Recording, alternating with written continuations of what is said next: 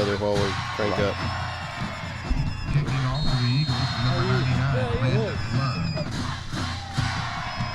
And we are live, folks. We apologize for some technical difficulties, but the Eagles have it on the tee. Just in time. And Jacksonville will receive. We are ready to go. Week 10, 2019. It's a short kickoff to the near side. Fair caught at the 40. Casey Kennedy, the junior with the good hands. Well, while we were away, we're going to play smoke signals at the half. We want everybody to hear Wayne Coleman's conversation, sponsored by All Smiles. And we just got the kickoff in. Sorry for the technical difficulties, as Jacksonville will get the football first on their own 40-yard line after Casey Kennedy fair catches it, as the Indians set to go. First down. Patrick Clater brings the Indians to the line in a shotgun, fires it out to the right. It's caught and fumbled. The Eagles have it at the 50 now, the Jacksonville 45. And that, Matt Montgomery, is not how you want to start. Chris Carpenter on the out route. Perfect throw by Clater. Separated from the football. And Lindale scooped it up about the 45 of the Eagles, and they return it back to the Jacksonville 45. And first play, a turnover by Jacksonville. This is a good Lindale team offensively. They have two sophomore quarterbacks. They will rotate back and forth, and they can go. But the man, Jordan Jenkins, 6'1", 212, the junior running back, who's not in there right now. Trips right, one back. They'll swing a pass to him, wow, and he is stuck at play. Midfield. What a hit. Nice play. Looks like – yeah, that's Connor Boyette, the back that they were swinging out to, and Steven Gallegos. Gallegos with the tackle. Yeah, and again, the safety, the senior safety, Aaron. What a play. Loss of 4. Second down, 14 for Lindale. Eagles will be in the shotgun all night as well, as they'll just dump this one off. Fumble! That ball's out as well. Eagles back on it, though, and at the Jacksonville 45. Sorry, Matt, go ahead. No, Bryson Haywood will on the tackle, also causing the fumble. Tatum, Bryson Tatum just karate chopped the arm, and Lindale puts it on the turf, but they recover it. It's going to be third down, and they get back to the original line of scrimmage. It'll be third down 10 at the Jacks 45. Trips right, one left for the Eagles. Indians bring some pressure close on the receivers. They'll go to a deep ball left side. Caught, huge first down inside the red zone, down to the Jacksonville 12. The good teams know where the 10th graders are, and that's what Lindale did. They found Isaiah Mallard, who had a heck of a game last week for Jacksonville, and they went right after him, did Lindale, for the completion down the 11. Not bad coverage by Isaiah, just didn't time his jump right. And Lindale gets a first down at the Jacksonville 11 after Jacksonville fumbled on their first offensive play. Pistol formation for the Eagles this time. Jenkins is in there. Two receivers right, one left. And Jenkins will get the handoff, run right side, and he'll go in untouched for the Eagles score. 11-yard touchdown run at the 10:31 mark here of this first quarter. And that's what happens when you turn the ball over. Good teams capitalize. Lindale with the 11-yard touchdown run in the swinging gate, going for 2. And the 2-point conversion attempt is good. Peterson throwing it out into the flat to Boyette for the score. The 2-point conversion, it's 8-0 Lindale, and we haven't even played a minute and a half in this first quarter. So 10:31 to go here, first quarter. Our score, Eagles 8, Tribe nothing. We'll be back in 45 seconds. You're listening to Fighting Indian Football on JHS-sports.com. Dr. Folden, Dr. Westbrook, Dr. Rutherford, and their dental team at All Smiles provide a wide range of dental services. This includes cleanings, fillings, crowns, bridges, implants, and cosmetic dental care. Call and schedule your appointment at 903-586-0741. Bill McRae Ford has been serving East Texans since 1976. They can help you find the best deal on a used car, or if you're ready to purchase something new. Open Monday through Saturday, Bill McRae Ford. Come see us. If you walk through the Tomato Bowl, you've seen the beautiful large photos and arrowheads as well as signage around the stadium. Eric and Kathleen Stanfield can print large format images on metal, glass, and wood, and they do a lot more. Visit their showroom and see for yourself. Congratulations in Jacksonville, sponsors of the Play of the Game Award. And we are back at the historic Tomato Bowl, downtown Jacksonville. Only 10:31, should say only a minute and a half gone here in the first quarter. Our score, Lindale 8, Jacksonville nothing. The Eagles with it on the tee, ready to go.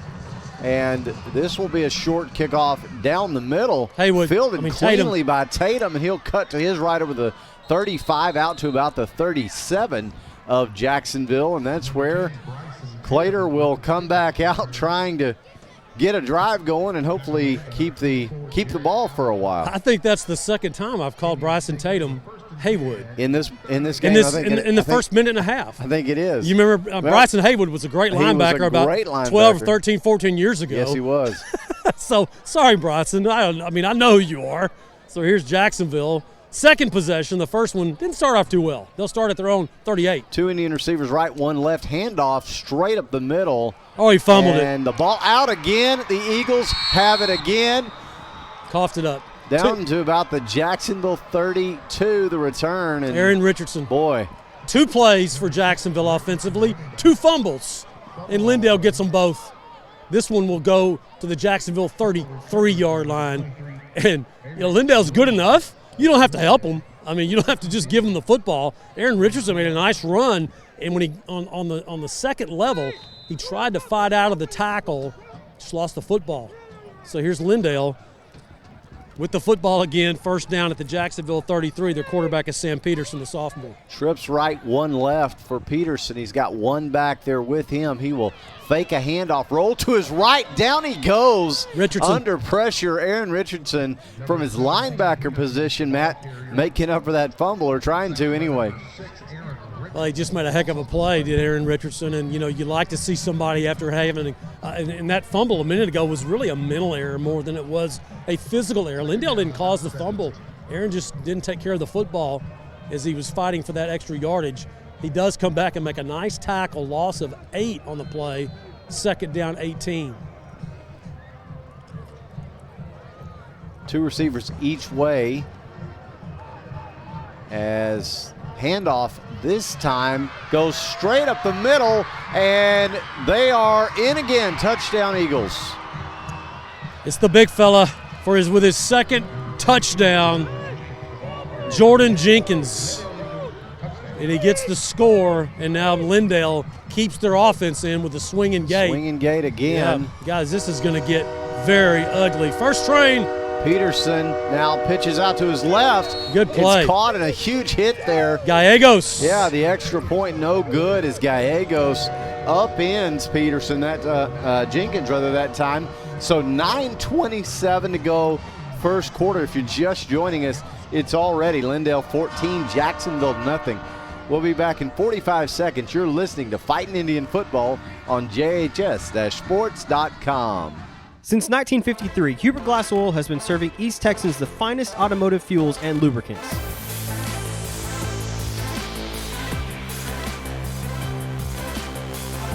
Hubert Glass Oil Company, the clear solution for your business. The honey barbecue chicken strip sandwich is delicious. It's got that barbecue flavor, the cheese melts on top with that Texas toast. You look at it, your mouth starts watering. It's my go-to sandwich. The honey barbecue chicken strip sandwich, that's my all-time favorite. Hi, I'm Matt Montgomery. For the past 37 years, I've been helping people just like you get their financial ducks in a row. I'm a registered investment advisor and chartered financial consultant. We do portfolio management and comprehensive financial planning. Give me a call for a free consultation.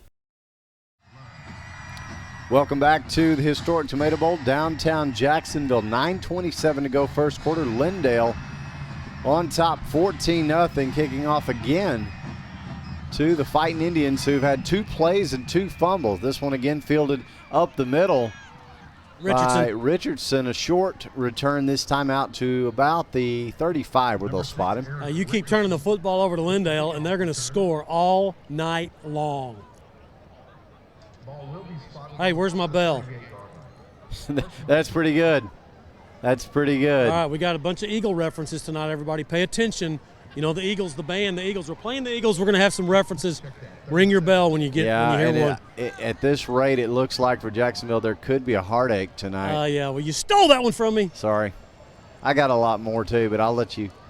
There's a slant route Freeney. caught to midfield goes Casey. Freeney. Excuse me, Casey. I'm sorry. That is Kennedy. Nice spot there, Matt. Yep. And that's good for the first Bill McCray Ford first down of the game. Wow, so third offensive play for Jacksonville, and first two were fumbles. So that tells you what kind of night it's been so far in the first 3 minutes of the first quarter. 14-0. Lindale and Jacksonville gets a first down, and they keep the football. More important. Ball at midfield. Indian receivers are trips left, one right, one back to the right side of Clater. Clater will fake a handoff, keep it himself, zone read look, and he's into Eagle territory down to the 44. Yeah, good call by Patrick watching the defensive end take the back Aaron Richardson, and then he just pulled it from Richardson to Clater, skips up the field for 7. We'll call it 6, second down 4 for Jacksonville as they push the ball now into Lindale Eagle territory at the Eagle 44. You gotta score here, man. It is going to be hard to stop this Eagle offense. 8:20 and counting, first quarter. 2 Indian receivers each way. Clater hands it off. Richardson, room to run left end. He's at the marker, and he will barrel his way to the 37-yard line. That's good for another Bill McCray Ford first down. What a heck of a run by Aaron Richardson. He was tackled in the backfield, got hit by Henry Wagner, and he just fought out of that tackle and skips up the field, as you said, Aaron, for a Bill McCray Ford first down. Second one for Jacksonville. That gives the Indians the ball at the Lindale 37. Jacksonville's offense, when they don't make those kind of mistakes, guys, they can move the football on anybody. We've seen them do it all year. Well, you'd sure like to see them get a score here because Lindale, as I said a minute ago, their offense is going to be hard to stop. Best thing you can do, keep them off the field. Clater takes a snap, drops back, got time, looks left, throws left, got Freeney.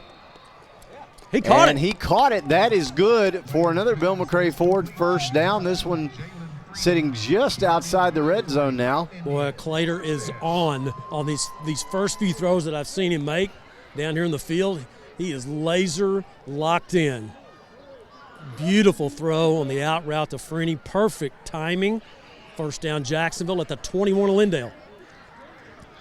7:33 to go here first quarter. Jacksonville needing a score to stay in this early. Trips right, one left. Handoff Richardson up the middle. He goes down inside the 20. They'll spot him at the 17. After that fumble a minute ago, Richardson is running. He is just running tough. There's no other way to describe the way that he's carried the football. His last 2 carries just physically running hard against the defensive line of Lindale that is about the same size as Jacksonville's offensive line. We've seen some size differentials this year, but tonight, another pretty even match for Jacksonville's line. Clater takes a snap, rolls right under some pressure, able to get it away, and it is picked off at the Jacksonville 11. Pressure in the face of Patrick Clater. Christian Wood came on the blitz on the edge, and Clater threw that football way, way sooner than he wanted to. Freeney hadn't even come out of the break yet, and he threw the football, and Lindale jumps the route and gets their 3rd turnover, and we have 6:54 remaining in this first quarter. 3 turnovers by Jacksonville, 2 fumbles, now the pick, stops a nice drive. Lindale will get the football at the Jacksonville 12.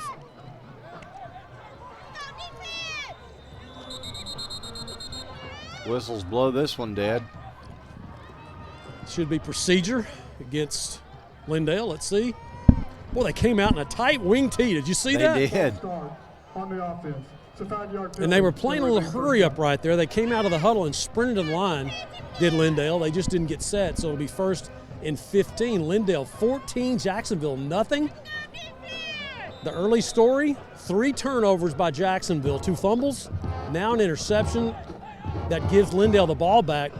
1st and 15, but they're at their own 8-yard line. Now, handoff, straight ahead and back out to about the 10. Jenkins. Number 22, Jordan. Good play by Sergio Moreira coming in and making the tackle on Jordan Jenkins, who has the 2 touchdowns for Lindale tonight, running the football. Again, he's a junior. We've been seeing Jenkins now. Last year, he was great as a sophomore in that 36-34 win by Lindale last year in Lindale. Now Peterson will hand off around left end. Boyette with the carry. Not a lot there for him. No, he just picked up about a yard. It's going to be 3rd down. And 11 as Isaiah comes up and makes the tackle from his corner position. Nice job.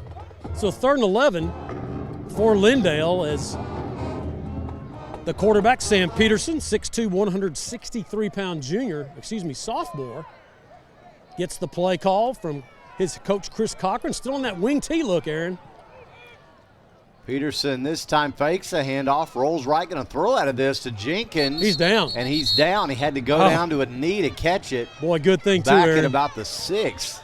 Woo, they had that screen set up as Peterson, the quarterback, ball faked it to his back Jenkins, who slipped out into the flat. He had almost his entire offensive line out in front of him, and Peterson had pressure put on him by number 50 for Jacksonville, Alonzo Almazan, and that forced him to throw it. Jenkins caught it on his knees, and now Lindale will have to punt out of their end zone. It'll be Colton Beeler punting. Beeler. Oh, that was Bueller, sorry. This one roll out of bounds at the Eagle 38-yard line, so great field position for Jacksonville as they take over. So I stand corrected a minute ago when I said it's going to be tough to stop that Lindale offense. What does Jacksonville defensively do? They come right and they force a 3 and out. They get the football back at the Lindale 38, as you said, Aaron, and they'd gotten down as far as the 21 before they threw the pick, did Patrick Clater. So here's Jacksonville, 3rd offensive possession. Clater back out with Richardson at the back, trips left, 1 right, go the receivers. This time he'll fake a handoff to Richardson, throw right for Carpenter, 1-on-1, he got him. Touchdown, Jacksonville. 38 yards. Chris Carpenter with a score from Patrick Clater. Could there have been a better ball thrown by Clater? Wow, he dropped that in the breadbasket, baby. Nice air under that ball as DJ Walton, the corner for Lindale, gets beat on the play. Fighting Indians on the board. Here's APS out of the hole of Tyrese Gibson to try to close this gap to a score. Snap is good, the hold is good, the kick brought to you by Homes and Properties Realty is up and good. So with 4:57 to go here first quarter, now our score, Lindale 14, Jacksonville 7. We'll take a 45-second break and come back. This is Fighting Indian Football on JHS-sports.com. Gene Brumlow, class of 66, and his daughter Ann Farmer proudly support Jacksonville athletics. Come on over to the South Jackson Dairy Queen and get one of their world-famous blizzards. Dairy Queen, where happy tastes good. Tonight's game statistics are sponsored by Randy Gorham, CPA. Randy Gorham, CPA, the source for your accounting and income tax needs since 1984. Since 2004, Legends Old Time Burger Cafe has been the home of Jacksonville's best old-fashioned hamburgers. Hand-battered chicken strips, chicken fried steak, fries, and onion rings are the best around. Legends, home of Jacksonville's best old-fashioned hamburger. And we are back live at the Tomato Bowl, downtown Jacksonville. 4:57 to go first quarter. Score now Lindale 14, Jacksonville 7 with the first Fighting Indian scoring drive summary of the evening. Here's Todd Travis. Todd?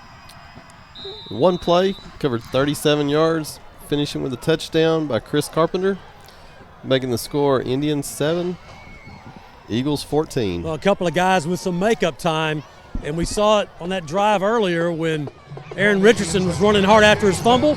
Chris Carpenter just made up for his fumble with the score, 14-7. Jacksonville jumps right back in, and here's the kickoff. Indians with a short run up, onside attempt, left side this time. We got it. Still loose. Jacksonville Hinojosa. says they've got it. They do. Dominic Hinojosa, great spot, Matt. The Fighting Indians back in business. I tell you, Wayne Coleman, he is the onside wizard of East Texas right now. He does it at every level, freshman, JV, varsity. You know, he says, everybody's doing the pop-up, and he says, why would I do a pop-up and give somebody at the 35? and go for the onside kick. If you don't get it, it's at the 45. What's 10 yards? So don't be surprised to see Jacksonville just continue to try to steal possessions like that. They'll get the football at the Lindale 48 after the onside kick recovery by Dominic. 2 receivers left, 1 right, 1 back. Is Tatum, and he'll get the handoff straight ahead into Eagle territory to the 43. He goes. Should say further into Eagle territory. Well, I really like the mental toughness of this Jacksonville team. Coming in 2-7, coming in the game playing a playoff team. You go down 14-0 in the first 3 minutes. You come back, you get the score, you get the onside kick, you jump back in it. Guys, that's a mentally tough team. So now Clater drops back, looks to throw. Carpenter out route right side, caught to the 45, and that's good for another Bill McCray Ford first down. Corey Sanders coming over from his safety position, trying to give DJ Walton, his corner, some help for Lindale. As Carpenter, the D1 commit to Colorado, he's a hard one to handle. Very similar to that play he fumbled on earlier. He took the shot in the back, held on to it this time. First down for Jacksonville, pushes the ball 36-yard line of Lindale. 4:05 and counting here, first quarter. Jacksonville looking to level things up again. Clater drops back. He's going to go deep for Carpenter again. He's got him beat. He's got it. Touchdown, Jacksonville. Just like that. All day long, baby. All day long. For the score, almost from the same spot. That was a 36-yard touchdown pass from Freeney to Carpenter. It's 14-13. Fighting Indians have scored a couple of times just like Lindale did within a minute and a half. Yeah, this is life in the fast lane out here tonight. There you go. Nice one. That extra point brought to you by Homes and Properties Realty is up and good. So with 3:50 to go first quarter, as I steal all of Matt's Eagles references, I got some our more. Score, Jacksonville 14, Lindale 14. We'll be back in 45 seconds. You're listening to Fighting Indian Football on JHS-sports.com.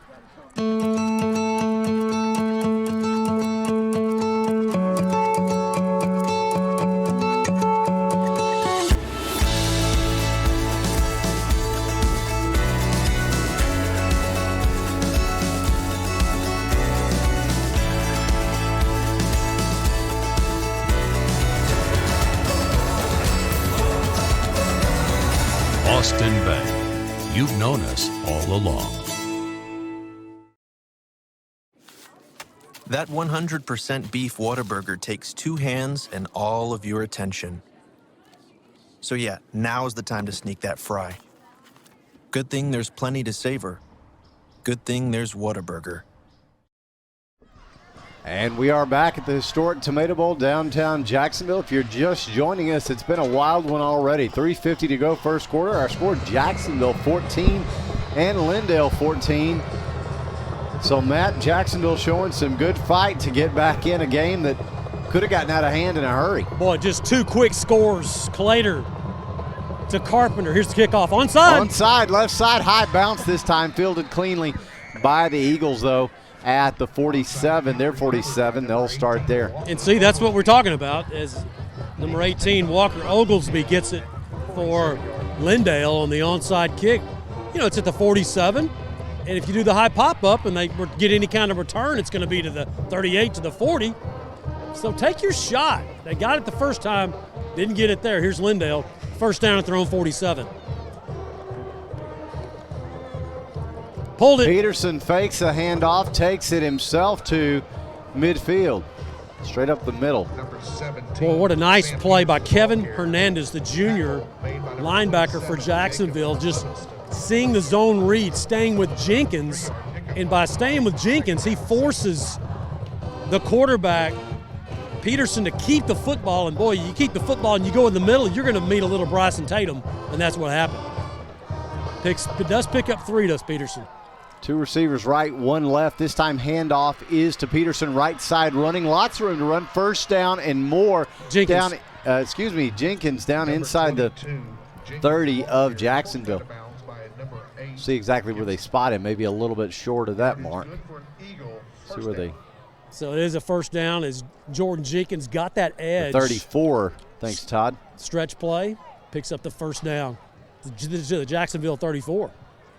So now 2 left, 1 right. Now little jet sweep motion from the left side as Peterson then rolls right, throws right to the man who was in motion, and that'll be good for a short gain. Yeah, Boyette. I like the motion offense that Chris Cochran has for Lindale. He keeps a lot of guys going in just kind of a misdirection, a lot of waggles with his quarterback as Peterson goes over and gets the play from Coach Cochran, comes back out. Second down, 7 now for Lindale at the Jacksonville 32. 2 receivers each way. Jenkins, the back on the left side of Peterson, and this time it's Jenkins up the middle again with a burst down inside the red zone. They'll spot him at the 17 and move the chains. Yeah, you can't get Jenkins at the second level. And right now, the offensive line for Lindale, they're winning that battle up front. And by the time Jenkins gets to the linebacking zone area, I mean, he's got so much momentum, he just carries guys down the field. That time it was Hernandez for Jacksonville. And boy, Jenkins is a load. You know, he's listed at 202, but he looks bigger than 202 to me. He looks like about 215, 6'2". So now Peterson takes a snap, drops back, looks to throw over the middle. Got him. And it's caught down to the 10. It's Boyette, his favorite receiver for Lindale, Connor Boyette. Peterson hits him for an 8-yard pickup, second down, 2 to go. That'll push the football down to the Jacksonville 10-yard line. As this Eagle offense has really moved the ball in this. I mean, we're still in the first quarter with 2:04 and counting. 14 all. Both teams 4 touchdowns in this first quarter, maybe a 5th here. Peterson with a handoff to Jenkins, right side running inside the 5, and he's in. Touchdown, Eagles. 3 fighting Indians with contact, and you know that's what you call a off-season tackle. You get in the off-season, you get more physical, you get stronger, and you make that tackle. That's not something that you're just going to pick up in the fall. Jenkins, just such a physical running back, as Lindale will keep their offense on the field and go for 2 here, up 20-14. Pitch is to Jenkins, and he is I got him. Stood up, no good. Casey Kennedy with initial contact, and Hernandez finishes him off. No good, 20-14, Aaron. So 1:47 to go, first quarter. Lindale 20, Jacksonville 14. We'll be back in 45 seconds. You're listening to Fighting Indian Football on JHS-sports.com. Dr. Darwin Dar and his staff at Dar Chiropractic specialize in family chiropractic care, exercise rehab, digital x-rays, nutrition and weight loss programs, decompression, and chiropractic wellness care. Located down the street from the Tomato Bowl, Dar Chiropractic. They can help you feel better. Did you know that homes and properties realty listings are advertised on hundreds of websites worldwide? Their agents can show you any property listed in beautiful East Texas and the surrounding area. Call them today.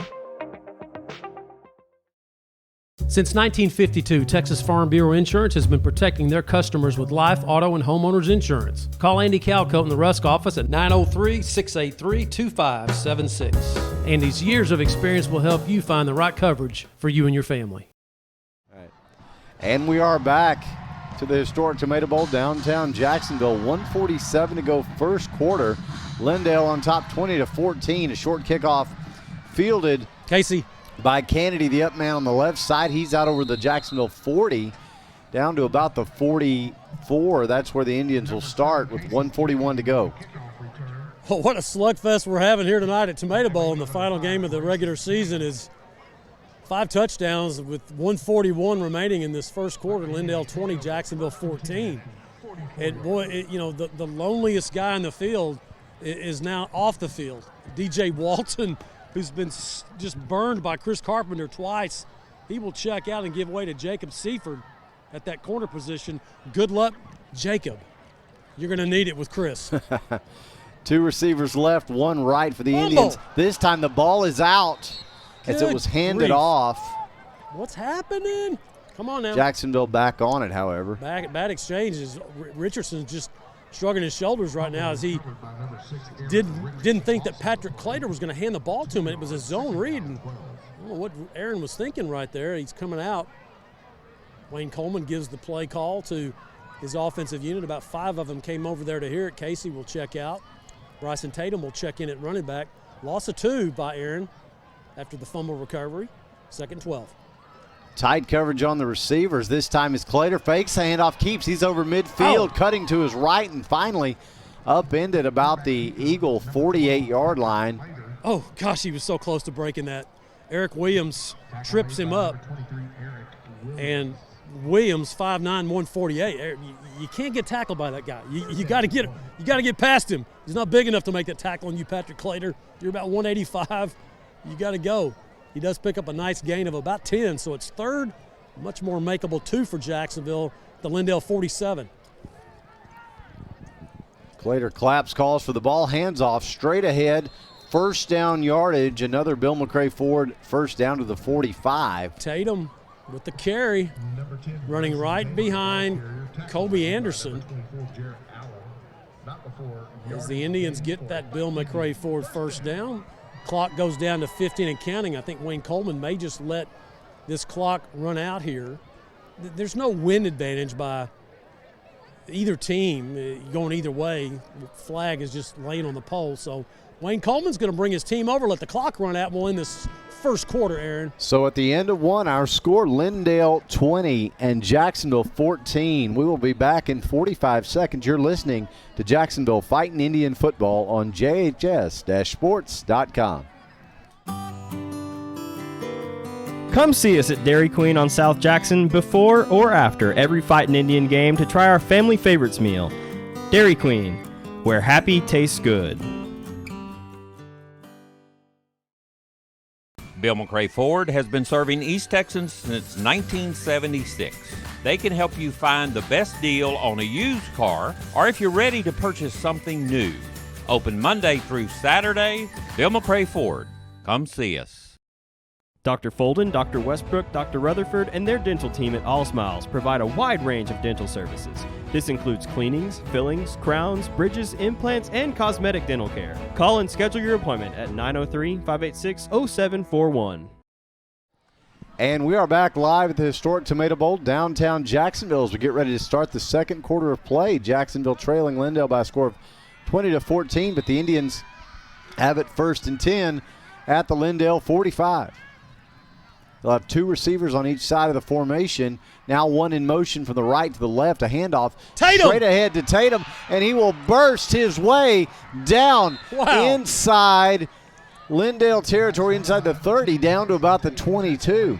Boy, that right side of that Jacksonville offensive line over there, Nunez getting it done, the senior.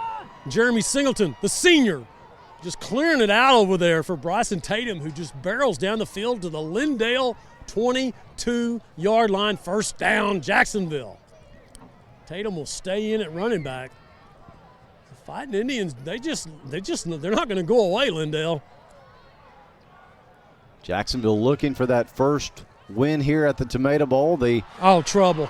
Exchange is fumbled, though, between Tatum and Clater. What in the world is going on? Jacksonville back on it, though. You know, it's week 10. And I know you put in different wrinkles and different things. That just looked like another zone read that blew up right there as the Indians had Tyrese Gibson in motion. And it looked like when Tyrese was in motion looking for the handoff on the jet sweep, Tatum came in there and just kind of messed things up like he tried to take the football. And he'll check out of the game for Jacksonville as they huge loss, 12-yard loss, 2nd and 22 for Jacksonville. So Richardson will check back in at the back. Indians will go 3 receivers on the left, 1 on the right. Timeout, Jacksonville. And they will call the timeout to reset and rethink things on the offense. We'll take it with them for 45 seconds. You're listening to Fighting Indian Football on JHS-sports.com. Our one-of-a-kind mushroom Swiss burger is back. And now it's an all-time favorite. You're going to love this burger. That au jus sauce on top. The creamy au jus sauce. Every bite's perfect. It's not just a mushroom and Swiss burger, it's a Whataburger mushroom and Swiss burger. Hi, I'm Matt Montgomery. For the past 37 years, I've been helping people just like you get their financial ducks in a row. I'm a registered investment advisor and chartered financial consultant. We do portfolio management and comprehensive financial planning. Give me a call for a free consultation. If you walk through the Tomato Bowl, you've seen the beautiful large photos and arrowheads as well as signage around the stadium. Eric and Kathleen Stanfield can print large format images on metal, glass, and wood, and they do a lot more. Visit their showroom and see for yourself. Congratulations in Jacksonville, sponsors of the Play of the Game Award. And we are back out of the timeout here at Tomato Bowl. 10:38 to go. Second quarter. The Indians with it 2nd and 20 all the way back on their own 32 after the bad exchange between Tatum and Clater. So now back to action as Clater will fake a handoff to Richardson. Keep run right. He's got lots of room to run. Big run. And he will make up a lot of those yards. About a 17-yard pickup to the 15 of Lindale. Fighting Indians got to get to the 12, so it's going to be 3rd down and 3. But check that 3rd and 4. He did go out of bounds just outside the 15, about the 16. Just a zone read by Clater, the junior quarterback, and he just followed Aaron Richardson after he faked it to him. Richardson became the blocker. Clater went right behind him. 17-yard gain. Trips left, one right. The one on the right is Jalen Freeney. But he's one-on-one, but he's got a safety over the top. The handoff is to Richardson up the middle, a short gain at best. He'll get 1 yard. 4th down, 3 to go, and Wayne Coleman in 4-down territory in the red zone here. You got to know he's going to go for it here. Even in the second quarter, as Corey McCullough will take the play and check in. So 4th down, 3 to go for Jacksonville. At the 15 of Lindale, can Jacksonville get the 4th down conversion here? Watch Chris Clater on this left side, Matt. Chris Carpenter, excuse me. Blitz. Clater drops back, looks over the middle, Got slant. It's caught. Perfect. And that should be good for Bill McCray Ford. 1st down yardage. And as you said, Matt, perfect throw. Take it away. Great throw by Clater under pressure. And the blitz was on. Good defensive call by Lindale. And, boy, a nice read by Clater going underneath. I think Wayne Coleman anticipated the blitz very well. And Clater got rid of it in a hurry on the slant. Carpenter makes the catch. 1st down. And goal to goal at the Lindale 8-yard line. 20-14, Lindale with the lead. Jacksonville knocking on the door. 8:50 and counting here, first quarter now. As Lindale looks like they jumped. Flag comes in. We'll see which way they point. Everybody's pointing at everybody else. Lindale says Jacksonville drew him off. Let's see if the officials say the same thing here. It's going to go against Lindale for encroachment, it looks like. That'll make it 1st and goal at the 3 once they move this football against the Lindale Eagles. So the Indians draw the Eagles off. Check that. It's going to go to the 4-yard line.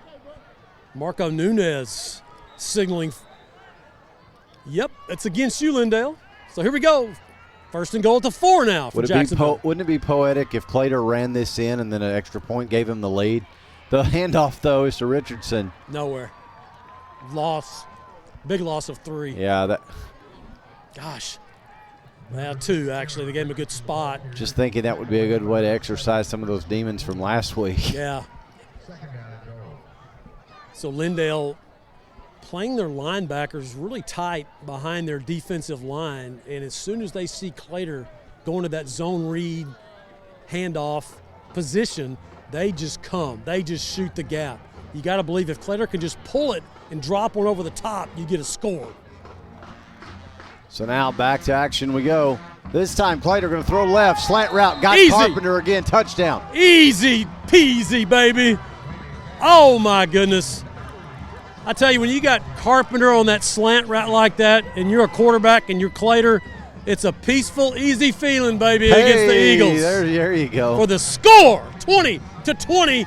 Here's APS to try to give Jacksonville a 1-point lead. Snap's a little high. The hold is down, though. The kick is up and on the way and good. Extra points brought to you by Homes and Properties Realty. So with 7:51 to go to halftime, our score now, Jacksonville 21, Lindale 20. We'll take 45 seconds and come back. You're listening to Fighting Indian Football on JHS-sports.com. Tonight's game statistics are sponsored by Randy Gorham, CPA. Randy Gorham, CPA, the source for your accounting and income tax needs since 1984. Homes and Properties Realty agents work hard for you to offer a full-service experience. They pride themselves on giving both buyers and sellers the representation they deserve and are ready to serve you today. Since 2004, Legends Old Time Burger Cafe has been the home of Jacksonville's best old-fashioned hamburgers. Hand-battered chicken strips, chicken fried steak, fries, and onion rings are the best around. Legends, home of Jacksonville's best old-fashioned hamburger. All right. And we are back at the historic Tomato Bowl downtown Jacksonville. 7:51 to go to the half. Jacksonville now has edged in front by a score of 21-20 with a Fighting Indian scoring drive summary. We'll throw it back over to Todd Travis. Todd? It was a 10-play drive, covered 56 yards, ending with a touchdown pass to Carpenter for his third touchdown of the game, putting the Indians up 21-20. Yeah, not a good start for him, but he sure has followed up well. Onside kick, left side, high bounce. Oh, the they got Eagles have it in midfield. Oh, so close. That was close. Was that a great kick or what, guys? That was a fantastic kick off this turf here at Tomato Bowl and just a great bounce. Oh my goodness, what a great bounce. That was the sophomore Santos Aguilar with that perfect bounce up high, but give Lindale credit, number 18 Walker Oglesby, the senior, jumped up and just high pointed it out of the air to give Lindale the football right at the 50. But how about the Clater to Carpenter connection? 3 touchdown passes in this first half. 21-20 Jacksonville. Trips left. The handoff is fake, though, and Peterson will keep it, and he will drag a few Indian defenders down to about the Jacksonville 42. Matt, you know, we're playing the Eagles, and we're making all the Eagle references, but, I mean, let's talk about, when you think about Lindale, you got to think about Miranda Lambert, right? Well, that Clater to Carpenter connection has been automatic. Automatic. You lost me, man. It's a Miranda Lambert. Oh, okay. Reference. It's all right. You can say a Russian song, and I would know it probably as much as a Miranda Lambert song. I apologize, fans. That's all right. Swing and a miss. Look out. This time to Jenkins, left side. Lots of room to run. He's at the Jacksonville 30. Finally pushed out of bounds. A flag does come in, though. Going to get a hold. And it should be coming back. You're right, Matt. Well, I'll tell you, Jacksonville is going to really need to seal that edge with Jordan Jenkins. As he's turned the corner 2 or 3 times tonight in this first half, and it's just off to the races. And now the flag's being picked up. No, he just picked it up, put it in his pocket. It is going to be holding on the big fella, number 55 for Lindale. That's Zach Baggett, 5'11", 234. Guys, I don't know if y'all noticed number 77, Matt Davis. 6 foot. Is this a typo? 398 pounds. Whoa. Yeah, Coach Clint Copeland, yes, that Clint Copeland that used to coach here, told me before the game that Matt Davis squats 725. Holy moly. Gosh. Lindale using some motion from Boyette, and he'll get the handoff straight ahead and out to the Jacksonville 46-yard line. Yeah, Boyette will get about 8 yards of that those penalty yards back. They'll make it a more makeable 3rd and 7. Yeah, Matt Davis, 398 pounds on a 6-foot frame. That's an odd-shaped young man. And he squats 725. Reminds you a little bit of, and obviously, you know, he played a little offense, so it was a little different shape. But reminds you a little bit of, you remember David Williams here in Jacksonville, called him Tank? Yeah, I remember Tank Williams. Yeah. I remember Tank. 3rd and 6. Here's Lindale. This time, Peterson will hand off left side. Lots of room to run. First down yardage goes to the 38-yard line, Jenkins. And Jacksonville that time trying to rip the football from Jenkins, and he would have nothing to do with that. Yeah, Tank Williams was one of those guys, Matt, about as wide as he was tall. Yeah, he was. He was the first SpongeBob SquarePants. You know, it's just a square. So 1st and 10 Lindale, the 38-yard line of Jacksonville. On the move again. 2 receivers right. This time, handoff is to Jenkins. Not much there. Number 22, nice Did not expect a SpongeBob SquarePants reference tonight. You know. Just throwing it out there for all the millennials and young people. Justin Griffin with the tackle for Jacksonville. Number 15, the senior, playing his final high school football game. As Lindale's looking at 2nd down 8 now at the Jacks 37. Trips right now, man in motion. Boyette is right to left, and he's going to get a fake handoff as Peterson keeps, and he's up the middle. He's inside the 10, the 5, and he will score. Just a zone read that Jacksonville bit and missed on. It seems like I'm saying zone read every other play, but that's what both of these football teams run so well. And that time, it is Lindale with the score from their sophomore quarterback, Sam Peterson, from 37. Big run. He'll come back in the ball game and try to go for – they will go for 2 here as Lindale regains the lead 26-21, trying to go up by 7 here by going for 2. There'll be trips right, 1 left, a shotgun look. Peterson rolls right, looks, throws short of the goal line, and he got they're it. going to say he got it and got the conversion. I'm not sure. So is it where the feet are or where the ball is? It's where the ball is. So the ball had to break the plane. He caught the ball out on the 1. Did not appear His that feet are barely inside, but not the ball. Nevertheless, we know counted. That has not been a kind end zone to Jacksonville for the last couple of weeks. The south end zone, folks, on the Dairy Queen end. We're just going to do away with it. There's some bad juju down there. We're going to fill it in. So 4:53 to go here, second quarter. Score now Lindale 28, Jacksonville 21. We'll take 45 seconds and come back. You're listening to Fighting Indian Football on JHS-sports.com. Dr. Darwin Dar and his staff at Dar Chiropractic specialize in family chiropractic care, exercise rehab, digital x-rays, nutrition and weight loss programs, decompression, and chiropractic wellness care. Located down the street from the Tomato Bowl, Dar Chiropractic. They can help you feel better. Since 1953, Hubert Glass Oil has been serving East Texans the finest automotive fuels and lubricants.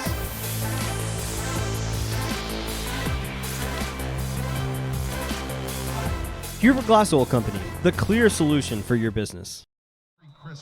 And we are back. The score now with 4:53 to go here in the second quarter. Lindale 28, Jacksonville 21. And good spot on a roster check for us from Todd Travis there is Luke Poe, the quarterback who ran that one in. Casey Kennedy fields this one at the 30, the up man, and he's taken down almost immediately as he had to kind of reach back, Matt, to make that catch. Yeah. Kind of an awkward catch he had to make there. Yeah, just kind of reached up.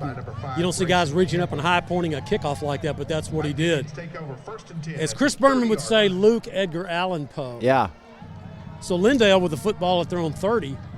Jacksonville at their own 30. I'm with you, I promise. All right. It's week 10, man. 28-21, Lindale gets the lead back. Incredible first half. If you're a fan, this is and you like offense, hey, stay tuned. Carpenter in the slot, nobody on him. What's going on? Here he comes. 2 receivers right, 1 back. Now a handoff. Hinojosa. Straight ahead to Hinojosa. Not much there out to about the 30. He goes the original line of scrimmage. Boy, Lindale talking to each other in the secondary as Carpenter was in the slot right there, and he didn't have anybody on him. And then finally, one of the Lindale Eagles, number 18, just sprints over there, Oglesby. But Jacksonville was running with Hinojosa. He'll get back to the line of scrimmage. 2nd down, 10, 4:23 remaining in this first half. Very entertaining first half. Clater takes a snap, hands off Hinojosa again. Big room to run right side of the formation, and he will be very close to the sticks. Looks like he's got the Bill McRae Ford first down. I think they're going to mark him on the spot. They're going to mark him a little short, Aaron. Just short. Yeah. That little nudge at the end by the Lindale defender. Gain on the play, 3rd down and 1. So it'll be 3rd and 1 as Dominic Hinojosa came up to the varsity after the Palestine game, and hasn't just got some carries for Jacksonville. You remember that Pine Tree game? He had a lot of nice carries, but he's also playing spotting them on defense some too. So 3rd down, 1 for Jacksonville. Football now at the 38 of the Fighting Indians. Clater takes a snap, rolls to his left, sets, throws. It's an out route. It's caught right there at the sticks by Tyrese Gibson. That will be good for the Bill McRae Ford first down. That is the longest 2-yard completion I've ever seen. Patrick Clater's on the far hash mark, throws it all the way across the field right in front of the Jacksonville bench for 2 yards. Wow. Good timing. First down, Jacksonville. That's what matters. That'll put the football at the 41 of Jacksonville now with 3:50. This clock starting to may become a factor for Jacksonville here. Uh-oh, look out. Plater this time hands off to Hinojosa, and Lindale having none of it. And there's a flag, too, right in the middle of the pile. And I'm wondering here if they're going to get Lindale for a shove and a face mask. Let's see. That Jacksonville was asking the officials on the previous series to watch Lindale shoving their hands up into the face mask. It was Marco Nunez, but this looks like it's going to be a hold on Jacksonville. Well, hands to the face. No. There's your call. There's the call. I'm telling you, that is good coaching right there. The Jacksonville coaching staff pointed that out to the official, and Marco Nunez was really frustrated. I don't know if y'all heard me when he was coming off the field. I told Marco, I said, hey, calm down. He was getting a little upset. Coach got it. Coach handled it. I heard Coach handled it, took care of it, comment. and boom, you get the call, automatic first down for the Fighting Indians to the Lindale 46-yard line. There's nothing more frustrating than somebody doing something and the officials not calling it when it's illegal. Got the call there, did Marco. Handoff this time to Hinojosa, right side, little room to run. He spins his way down to the Lindale 41-yard line, gain of 6. Boy, Hinojosa's about $140, and when he comes through there, you think, I'm going to nail this guy. You can't get a hand on him. He just spins and slithers and moves, and he's just a scat-back little guy. I saw him go 94 yards against Palestine on the JV in week 2. He can scoot. And that got Wayne Coleman's attention. He pulled him up. Picks up 4, second down 6 now, as we'll go under 3 minutes in this first half. 28-21, Lindale with the lead. Fighting Indians on the move. Clater's got 2 receivers on his left. He's going to look that way. Deep ball for who else? Chris Carpenter. Touchdown, Jacksonville. 41 yards on the score. 4 touchdowns by Patrick Clater. 4 touchdown catches by Chris Carpenter. And Aaron, what's so amazing about that is the air that Patrick Clater put under that football. The safety was sprinting over the top trying to get to Carpenter. He just couldn't get there because Clater dropped it perfectly in the middle of the end zone. Here's APS to try to tie this up.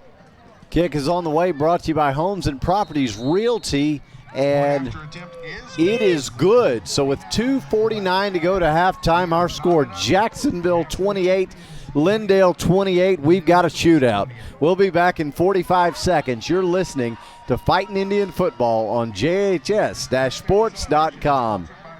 Dr. Folden, Dr. Westbrook, Dr. Rutherford, and their dental team at All Smiles provide a wide range of dental services. This includes cleanings, fillings, crowns, bridges, implants, and cosmetic dental care. Call and schedule your appointment at 903-586-0741. Bill McRae Ford has been serving East Texans since 1976. They can help you find the best deal on a used car or if you're ready to purchase something new. Open Monday through Saturday. Bill McRae Ford. Come see us. If you walk through the Tomato Bowl, you've seen the beautiful large photos and arrowheads as well as signage around the stadium. Eric and Kathleen Stanfield can print large format images on metal, glass, and wood, and they do a lot more. Visit their showroom and see for yourself. Congratulations in Jacksonville, sponsors of the Play of the Game Award. Welcome back to the OK Corral. No, excuse me, it's the historic Tomato Bowl, but there is a shootout going on. Jacksonville 28, Lindale 28. Matt, they don't have an answer for Chris Carpenter. They don't. They need halftime. That's their answer. Here's the kickoff. Onside. Why not? Left side. Oh, there it is. Live ball. Everybody dives for it. Jacksonville says they've got it. Where's the signal? No, Lindale got it. Lindale is on it. Lindale is on it. That was an opportunity missed because it was laying there on the turf, and the young man, number 18, Oglesby, once again, just reaches out and just yanks it back in. Just a more physical move by Lindale right there. Jacksonville is just going to have to get stronger in the offseason, man. I mean, he just physically took the ball away from one of the Jacksonville Fighting Indians right there, and you just can't have that when you got that kind of an opportunity.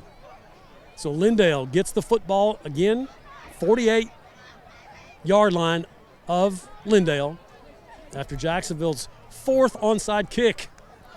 Peterson has trips left, one right, just going to swing it out to the back. Jenkins. Oh, nice. And he is blown up in the backfield. Nice play by Isaiah Mallard, and Bryson Tatum came over and helped, but it was Mallard who stepped up on the screen to Jenkins, and he just blew through the blocking, did Mallard. The 10th grader makes the big tackle. Matt, you know it is duck season, but that time it was the Mallard that did the hunting. Absolutely. Peterson under all kinds of pressure again, just going to have to fling it over the middle. It is caught, though. Fumble! The ball's out. Jacksonville got it. No, he said he's down. He said he's down. Wow. Oh, come on. Wow. Oh, no. Isaiah Mallard ripped it away. Not only did he rip it away, no way the receiver's laying on a defender. There's no way, Matt, there's no way his body could even get to the ground because he's laying on a defender. That is terrible. Guys, he was not down. He was laying on top of the defender, Aaron, just as you said. He was not down. Wayne Coleman is on the field. Yeah, he is upset.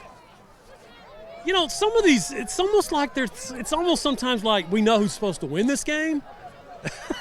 Jacksonville's called timeout. Wayne Coleman's going to burn one right here, and he's going to come out and argue the call. It's worth a timeout just to give him, because this sets up for the next call. Yeah, the timeout's not the only thing burning. Wayne Coleman is hot. Oh, so is Kenny Kennedy. I mean, you work so hard in practice, teaching and drilling on stripping the football, and then when you get one, and they say that he's down and he's not down? Yeah, as we said, folks, he's laying on top of a defender. Obviously, if his knee or an equivalent body part is not on the turf, he can't be down. Well, the other thing, too, is the receiver was still fighting for yardage. And here is the replay. Let's see the replay right here. I'm watching it. Yep, so am I. Oh, he lost the ball before he went down. Yeah, my goodness. Awful. It's not even close. He's up in the air. He's up in the air. He wasn't even laying on top of him. Wasn't even laying on top of him. No, he's up.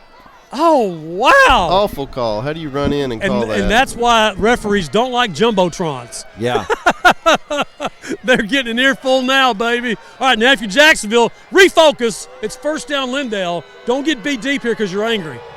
Play ball. Two receivers each way. The Jacksonville fans are still letting the receivers have it. A swing pass out to Boyette is caught, and he takes it down near the Jacksonville 30. Mallard coming up and showing his frustration. Isaiah Mallard with a vicious tackle.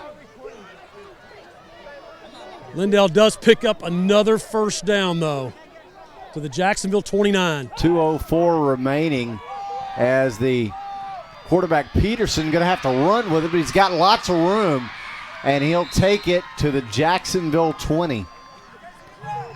Jacksonville did a good job of getting everybody covered, but Peterson able to just wriggle his way out of the backfield. The Indians had a few shots at him, Matt. Well, you got to get over that call. I mean, you're still upset about the call a few minutes ago. It's over. You got to play. Two receivers right, one left. Peterson drops back, sets, throws. Across the middle, incomplete. Receiver slip Boyette as Aaron Richardson came in and hit Peterson as he was throwing the football, and that's why it was a little short. Boyette tried to come back for it, but it bounced in front of him. Incomplete. Third down. Big play here. 3rd and 2. 1:32 remaining in this first half. Lindale with the ball. The Jacksonville 20 trying to convert. 28 all. Tie ball game here. Peterson fakes. No, he makes the handoff, to Jenkins. He is upended violently as he runs around left end, but he will have enough to move the chains. Richardson, as you said, Matt, with the great hit. Got to keep them out of the end zone here, clearly, obviously. 1:24 to go. Peterson looks right, throws, got a man down to the 11-yard line. He steps out of bounds there. Does Boyette. Gallegos knocks Boyette out of bounds, but not before Boyette picks up 11 and gets a first down at the 6 of Jacksonville, 1st and goal. So the Indians don't get the call on the fumble that was, and it's 1st and goal Lindale. Wow. And we're in the bad end zone. Yeah. They're going toward the end zone that hasn't been kind to Jacksonville in the last 2 weeks. Who's going to make a play here and get a stop for Jacksonville? Peterson takes the snap, hands it off to Jenkins. He barrels his way in. Touchdown, Eagles. hard to keep Jenkins out of the end zone from 6. He runs downhill as good as he is the best running back that Jacksonville has faced this year. And they've seen some good ones. That Palestine running back, number 22, I don't remember his name. He was a stud. Knack had a couple of good backs. What about Henderson? I'm telling you, Jordan Jenkins is the real deal for Lindale. Yeah, Ryan Travis may get this reference. I haven't seen a Jenkins run in that hard since Leroy. Oh, they moved. 2-point conversion, flag on the play. So it's going to be against Lindale. We are streaming on Twitch, by the way. As I absolutely do not get that reference. It's all right. I'll explain it to you at halftime. Okay. It's got to be an age thing. Yeah. Well, you said you wanted to appeal to the millennials, so I was taking a shot. Why not? Well. So Lindale now going for 2 from their own 8. 2 receivers right, 1 left. Peterson looking left, throwing, got a man. And it's dropped, incomplete. Oh, it's perfect pass. Dropped, 34-28, 6-point lead for Lindale with 1:07 remaining. And when we come back after this break, Jacksonville will get the kickoff, and they have 1 timeout remaining. So with 1:07 to go, as you said, Matt, it is Lindale 34, Jacksonville 28. We'll take 45 seconds and come back. You're listening to Jacksonville Fighting Indian Football on JHS-sports.com. Since 1953, Hubert Glass Oil has been serving East Texans the finest automotive fuels and lubricants.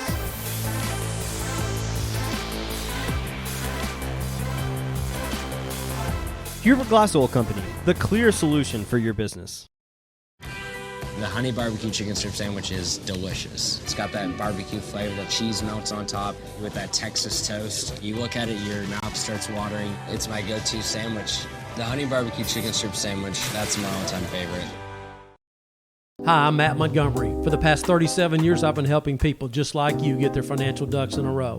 I'm a registered investment advisor and chartered financial consultant. We do portfolio management and comprehensive financial planning. Give me a call for a free consultation. All right.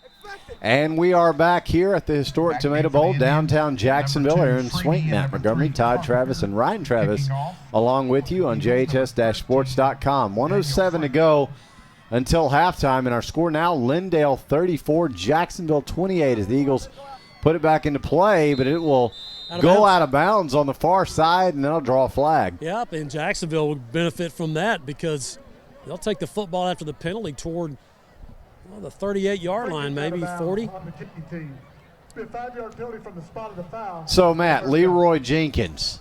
Leroy Jenkins. There was an old video that went around the internet probably 10 years ago about a bunch of guys playing one of these RPG type of games, one of these role-playing type deals. And anyway, there's this big battle going on with all these characters, and they have this strategy, but then there's one guy that just wants to run in and just attack. And he decides to run in, and he's screaming, Leroy Jenkins. And so the guy's name, the gamer tag, I guess you'd say, was Leroy Jenkins. Look at this. Right up the middle. Speaking of hard running, out over the 45 to 46. Aaron, you lost me at RPG, but anyway, big gain by Clater.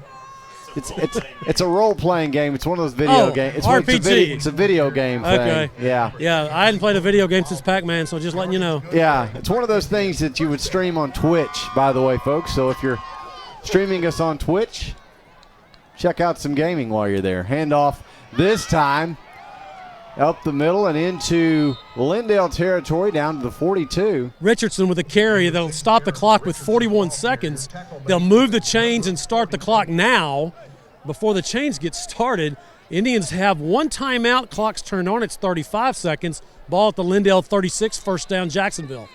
Now the Indians are going to call time here. Yep, it looks like they're going to go ahead and call that last timeout with Lindale.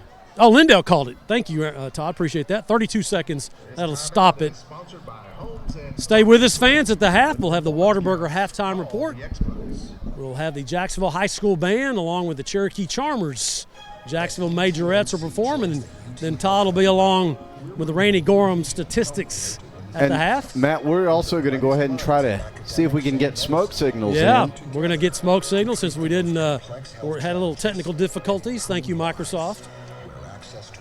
I love those guys. Oh, yeah. Technology's great except for when it isn't. So let's see if Jacksonville, with 32 seconds remaining in the first half, with their big play offense, it's been a wild first half, I should say, between these two teams. 34-28 Lindale. 4 touchdown passes from Clater to Carpenter. Can you get 5 here? Shades of Dontrell Sessions. 2 Indian receivers each way. Clater this time just going to dump it off to Richardson left side, and he will make his way down inside the 40. Timeout, Jacksonville. As they'll stop the clock. Picks up 4, second down 6 for the Fighting Indians. But more importantly, Aaron, 25 seconds remaining, and Jacksonville just burned their last timeout. So now you got to work the sidelines with Carpenter unless you want to take a shot downfield, but you got to believe that head coach Chris Cochran of Lindale's got a couple of safeties back there in the middle playing center field to make sure that Carpenter doesn't get touchdown number 5.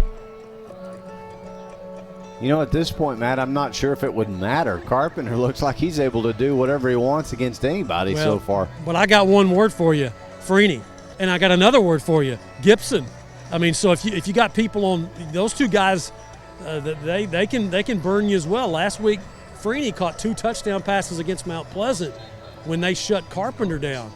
So find number 2, find number 8, because you know that Lindale is looking at 3.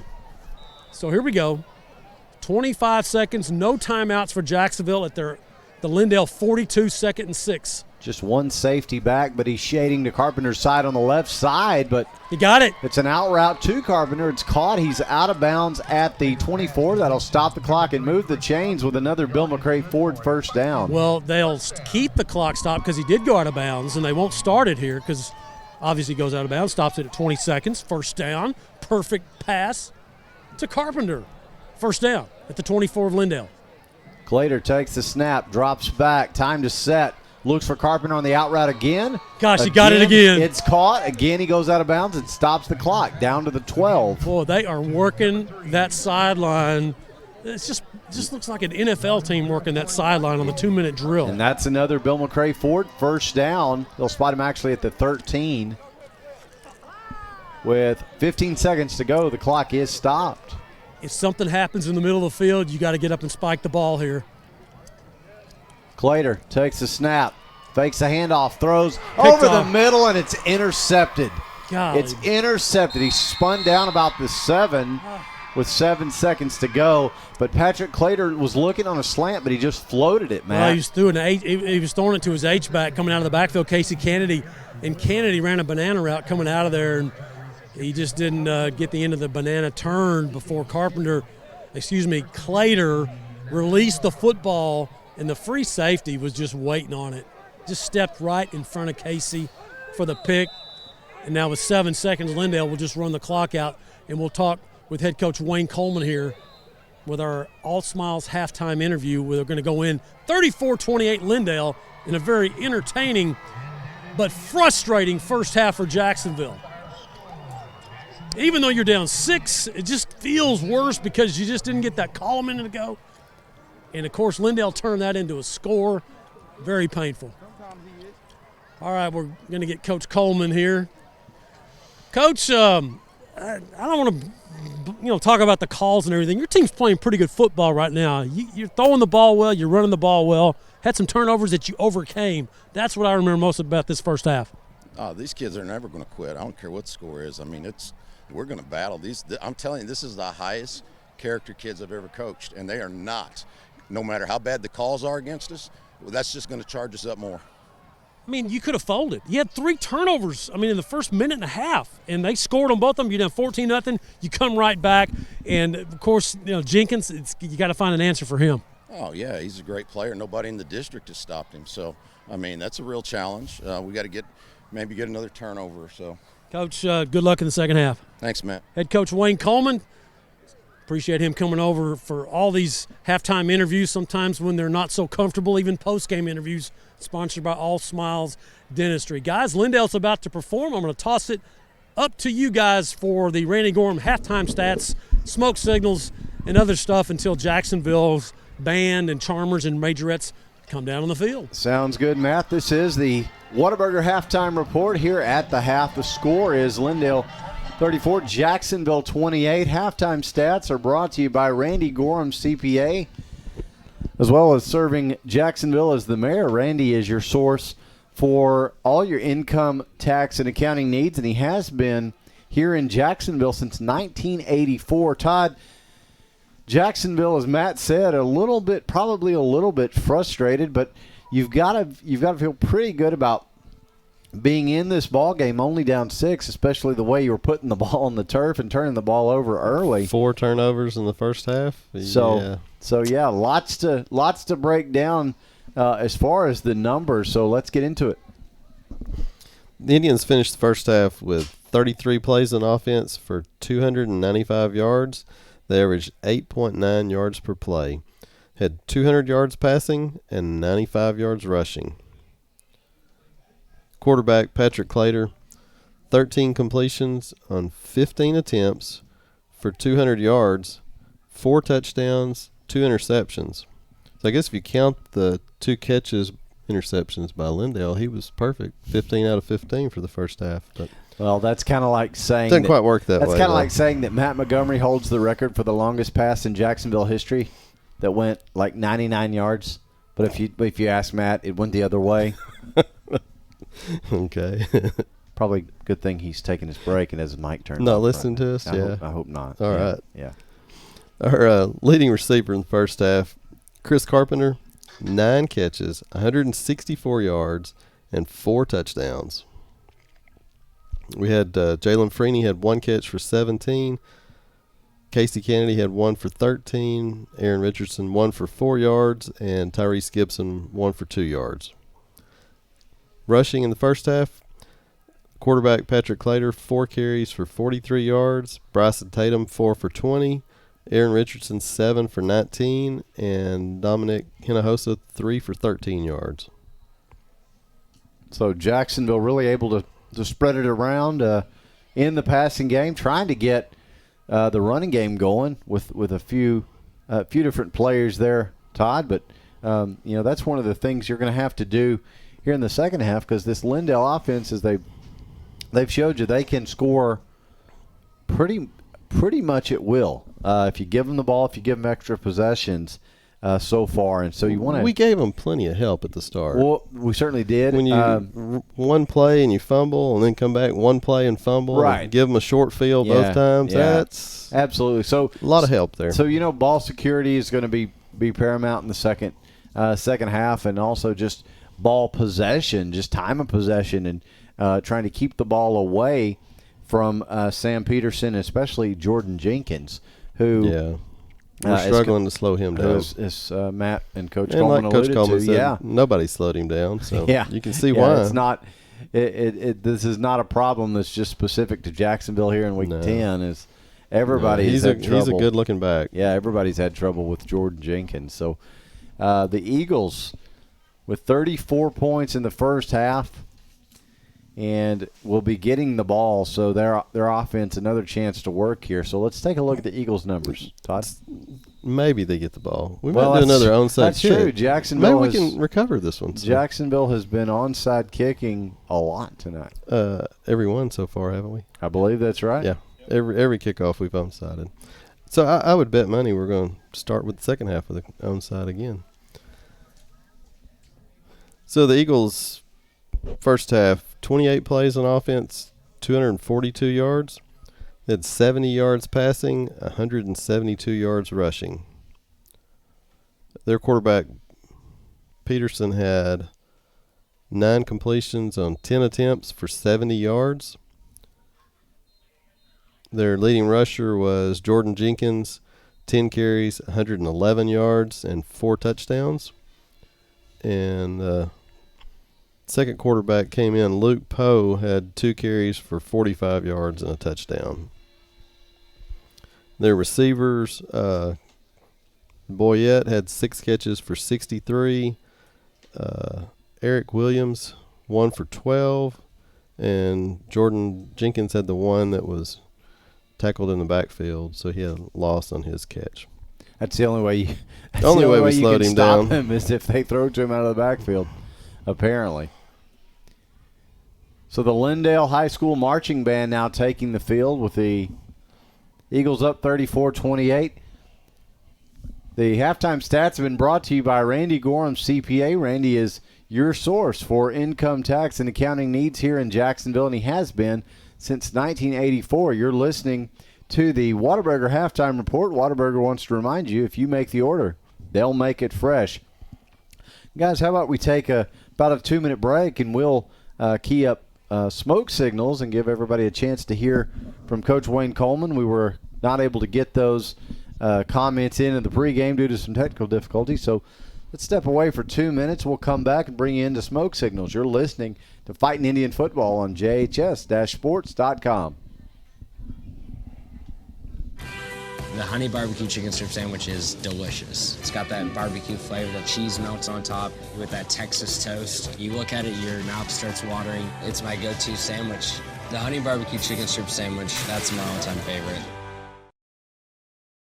Dr. Darwin Dar and his staff at Dar Chiropractic specialize in family chiropractic care, exercise rehab, digital x-rays, nutrition and weight loss programs, decompression, and chiropractic wellness care. Located down the street from the Tomato Bowl, Dar Chiropractic. They can help you feel better.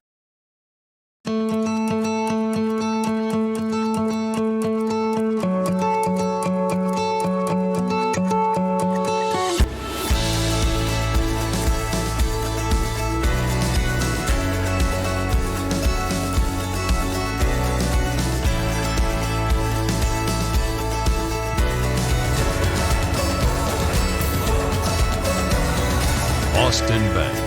You've known us all along. Dr. Folden, Dr. Westbrook, Dr. Rutherford, and their dental team at All Smiles provide a wide range of dental services. This includes cleanings, fillings, crowns, bridges, implants, and cosmetic dental care. Call and schedule your appointment at 903-586-0741.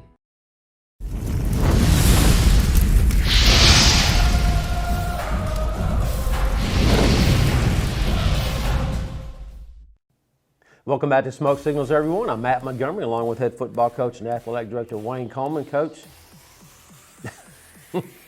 I just shake my head, man. I mean, tough loss. He was in the end zone. The video is clear. Referees, weather, part of the game. Yeah, you can't control your officials, can't control the weather, and just sometimes that happens. High school doesn't have the advantage of replay, so we lost out on that. Yeah, tough. And of course, the way the game developed, you had a lot of opportunities in the first half. You didn't take advantage of all those, but in the second half you really did.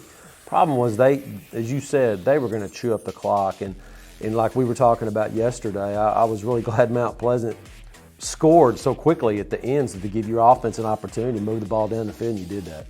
Yeah, they left us 2 minutes, and the kids went out and executed the 2-minute drill perfectly. We couldn't have drawn it up any better. We were going to use all the clock up and not give them the ball back and kick the game-winning extra point with 1 second left. Clearly the most evenly matched game that you've had since the Palestine game.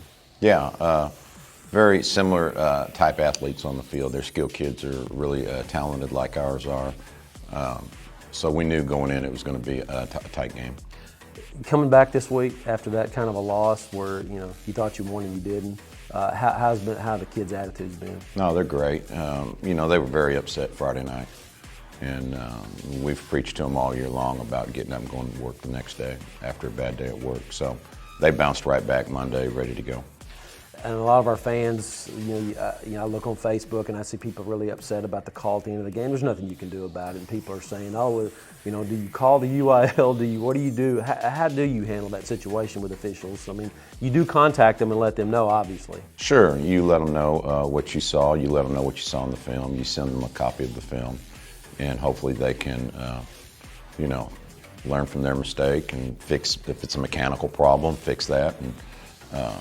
And hopefully everybody gets better from it. Yeah, one of those life lessons for your team that's hard, but I don't want to call it a good life lesson, but in the end, when you look back on it, it'll be one of those things that leaves a bitter taste, but you can learn from it if you're a young man going through something like that. Yeah, you need to take every life experience and try to learn from it. So even if you had been called a touchdown in the end zone, you need to learn from, putting yourself in that position. Let's not do that again. Let's finish plays in the first half. Let's make sure that we don't have to rely on the officials.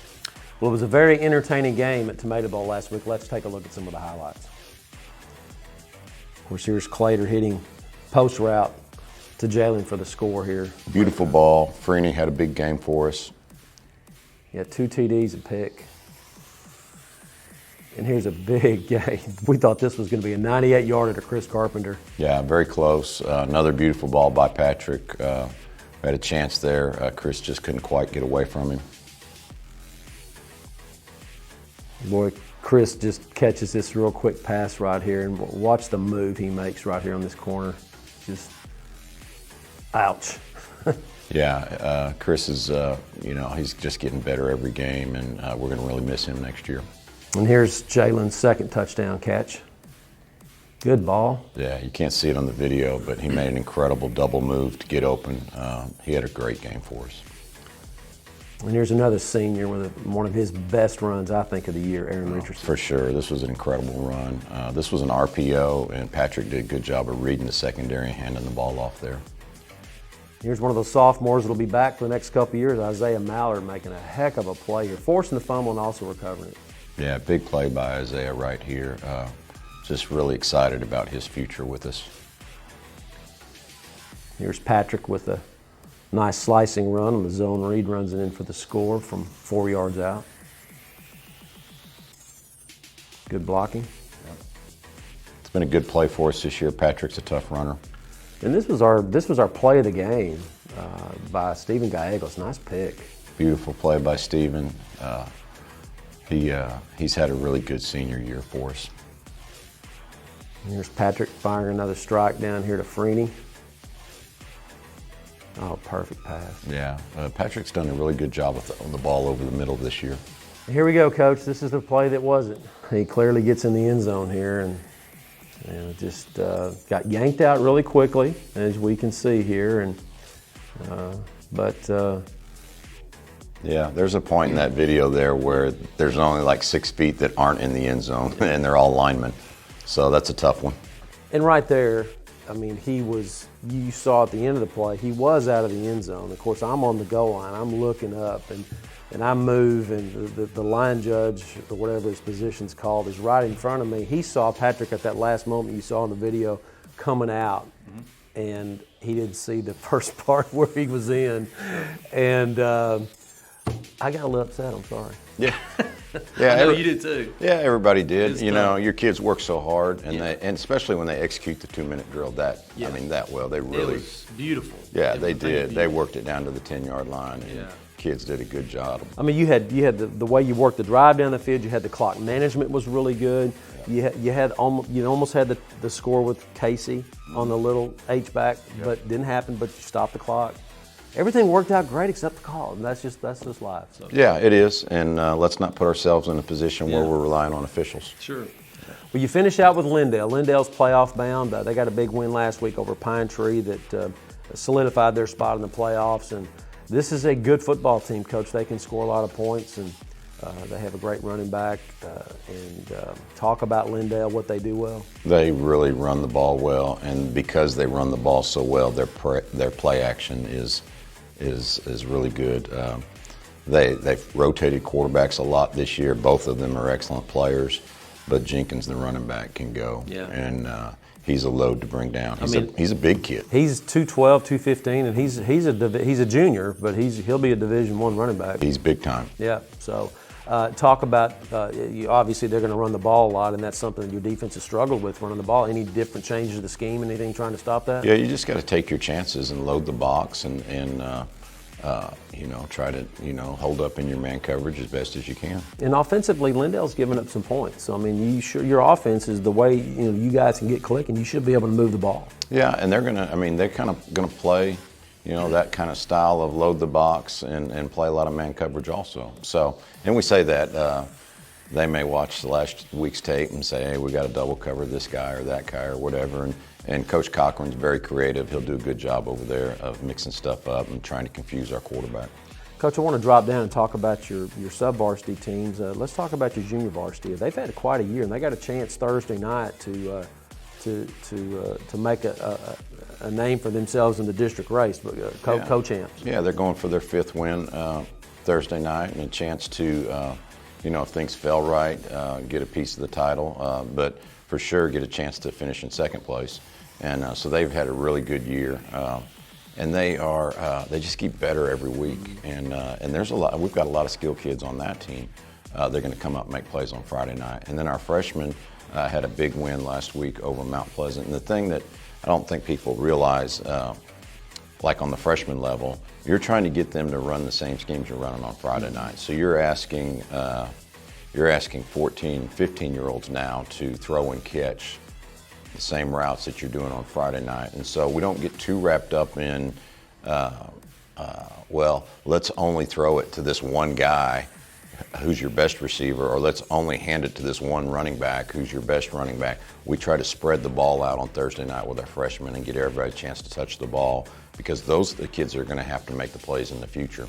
And we really, everybody loves to win, but we're going to run the offense, and we're going to spread the ball out and ask our quarterback to make reads and throw the ball to the open guys. And they've done a really good job with that. Well, Coach, it's senior night, and I know that a lot of these seniors are special to you, and these are guys that have been just quality young men throughout their time on the varsity. We're going to miss them, and it is a big night as we celebrate those seniors in the last football game. And talk a little bit about, as a unit, this group that's graduating. Yeah, they, there's 3 or 4 of those guys that have started for 3 years for us. Aaron and Chris and Marco, those guys are, they're going to be missed. They've been great kids. They've been great role models, great leaders, just a positive influence on the entire school. And that whole senior group there's been guys that have kind of, do I want to keep playing, do I not want, and they've stuck it out. And I'm not talking about this year. This year we've had nobody want to walk off and leave or quit. These guys have showed the greatest character. It's maybe one of my most pleasurable groups to have ever coached. And I know everybody wants to, coach that 10-win team. Yeah. But these guys are special. Yeah. And they get a chance to go out with a bang. You got a playoff team with Lindale. You got somebody that is going to the playoffs, and you can play spoiler, whatever you want to call that term or whatever. But what are the keys to the game for your team to get the win? No, we've got to slow down the run game somehow. And nobody's been able to do it. They run the ball really well. So we're going to have to, take some chances there on defense. Maybe we leave some guys uncovered and try to stop the run. But then offensively, let's make sure we cash in when we get the chances. And we've been our red zone conversion rate this year was astronomical going into last week. So the fact that we didn't score there in the red zone at the end is, that's very uncharacteristic of us. We've been very good. We've got to make sure that we execute that part this week. Well, it's Jacksonville versus Lindale, final game at Historic Tomato Bowl. It is senior night, so all the seniors that participate in all the Friday night activities will be honored. All those festivities start at 7 o'clock. Hope to see you there. For head coach Wayne Coleman, I'm Matt Montgomery. We'll see you next time right here on Smoke Signals.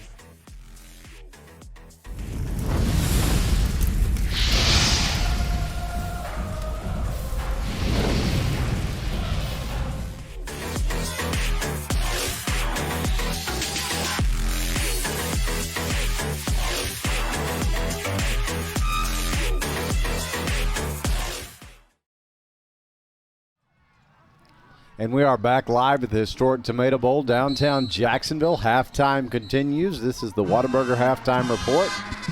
Jacksonville trailing Lindale by a score of 34-28 as the Jacksonville Fighting Indian Band takes the field. Matt, we'll throw it down to you. Thank you, Aaron. We just heard from the Jacksonville High School Majorettes under the direction of Breanne G., led by Mackenzie Ross and Shelby Comey, the co-head twirlers, and of course the Cherokee Charmers opened up the Jacksonville halftime with another fantastic performance. And now, as you said, it's the Jacksonville High School Band under the direction of Donnie Barrier, led by drum majors Jenna Armitage and Richard Elias.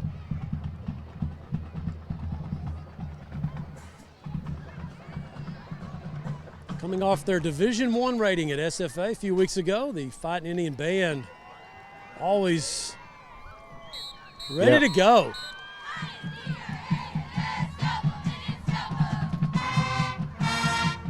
Fighting Indian Band forming the Block J, playing Cherokee. This used to be something, Matt, we would only see in a playoff game, but for the last few years, they've been closing out the regular season with this formation, and I like it.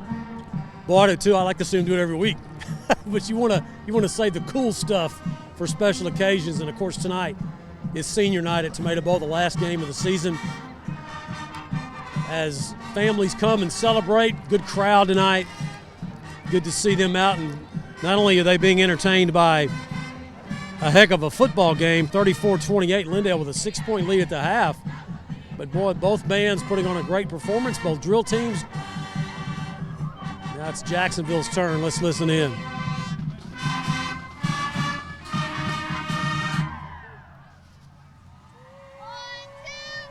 And now, get up on your feet and raise those J's in the air as the Jacksonville Fightin' Indian Band plays the Jacksonville School Song.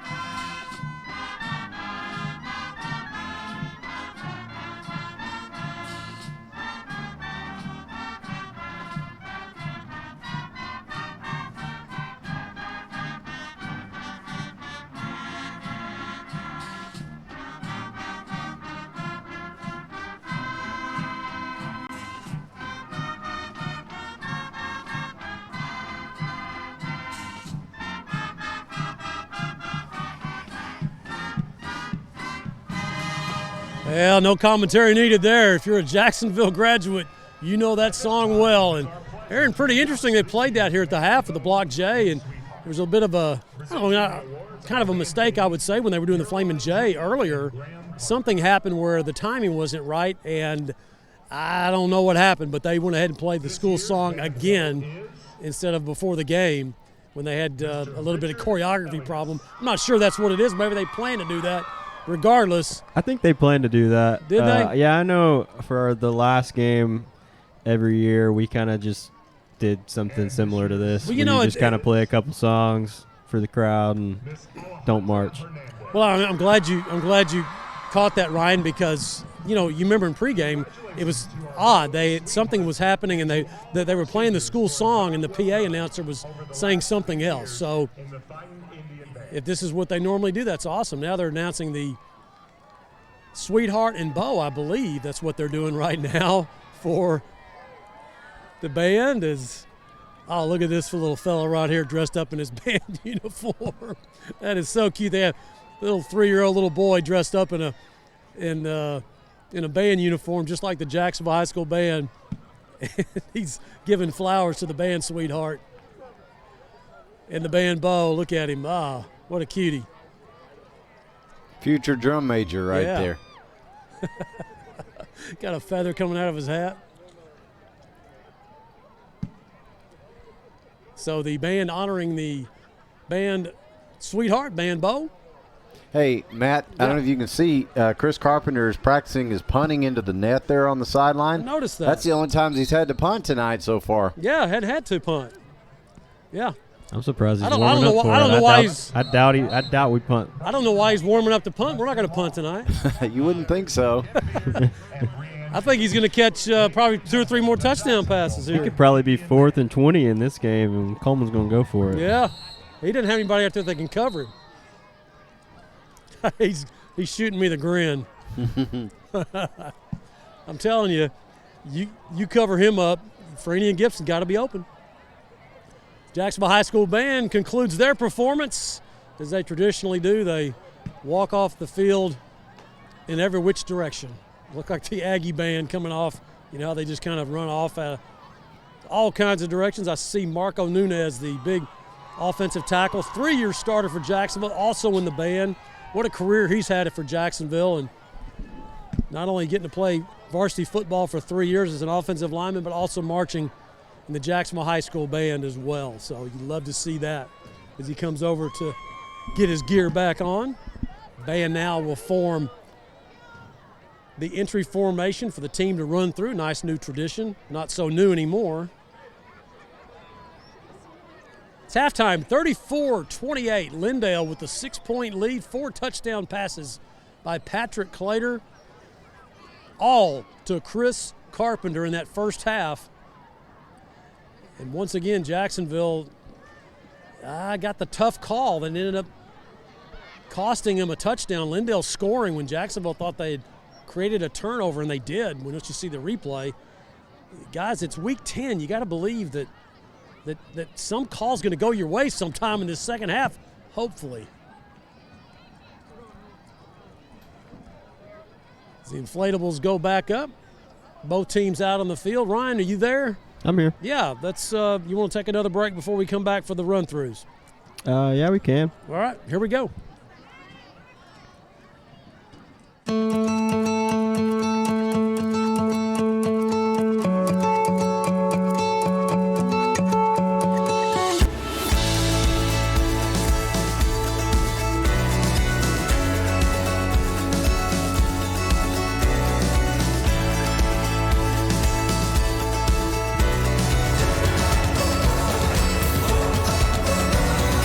Austin Bank. You've known us all along. Homes and Properties Realty agents work hard for you to offer a full-service experience. They pride themselves on giving both buyers and sellers the representation they deserve and are ready to serve you today. Since 1953, Hubert Glass Oil has been serving East Texans the finest automotive fuels and lubricants.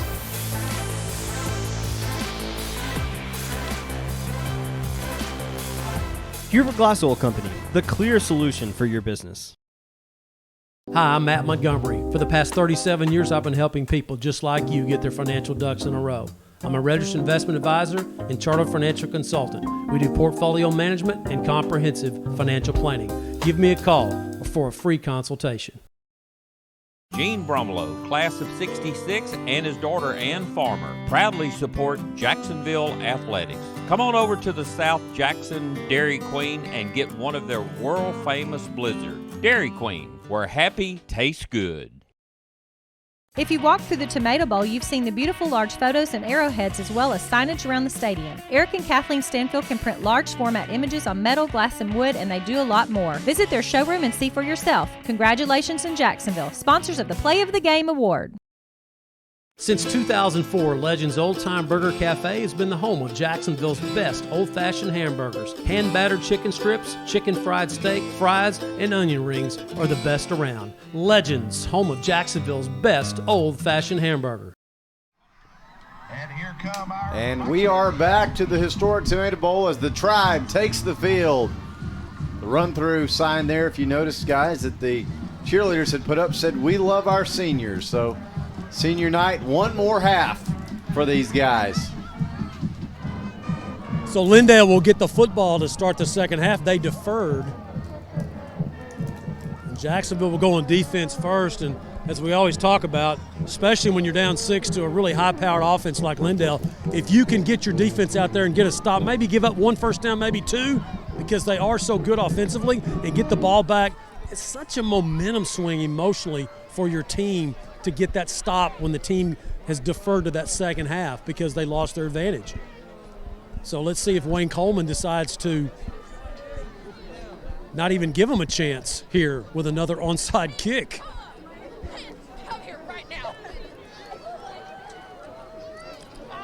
All right, I got caught up in the band here. It's like that scene from Animal House. You know, when they're all banging against the wall. Yeah. There we go. So Jenkins drops back, the great running back for Lindale, to receive the kickoff as the Fighting Indians will, of course, send out APS, their senior kicker. Aguilar, the sophomore, who really has a knack for kicking those high chopping onside kicks that, you know, if you're on the hands team like Lindale, you look up front right now. Let me give you the numbers: 8, 3, 20, 33, 18. Now, what does that tell you? That tells you those are a lot of receivers. They're ready for the onside kick as APS tees it up, and you don't know who's going to kick it, him or Aguilar. Lindale thinks they're kicking onside. Look at him. Here we go. Set the play. for the second half. Here's Aaron Swink.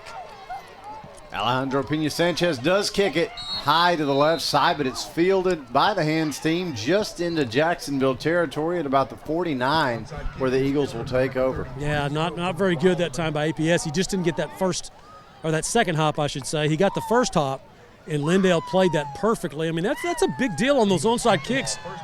It's hard to practice them because, there's a lot of places you can bounce that ball. So here's Lindale, first possession of the second half, leading 34-28. They'll start at the Jacksonville 48 after the onside kick fails. Sam Peterson will have two receivers on the left side of a shotgun formation. Jenkins is the back. He gets the handoff around the left end. He goes down inside the 45 and moving the pile down to the 42, gain of 6. Aaron Richardson slowed Jenkins up, but, that's all you can do one-on-one with a guy like Jenkins. Just slow him up and wait for help. The help came, but not until Jenkins was about 5 yards down the field. Bryson Tatum comes over and wraps him up along with Tyrese Gibson. They'll give Jenkins almost 6 on the play. Second down, we'll call it 5 at the Jacksonville 41-yard line. The quarterback in is Poe again. Check that is Poe. Good spot. There's a jet sweep motion to Boyette as he'll get it and go. Check that. No, that'll actually be number 5. That's Campbell. Yeah, and Campbell listed as a quarterback for Lindale. He got that stretch play on the jet sweep, and Casey Kennedy right there. Nice job from his strong safety position, and Tatum also along for the ride on the tackle. Third down, 2 to go. I wonder who's going to get the ball here for Lindale.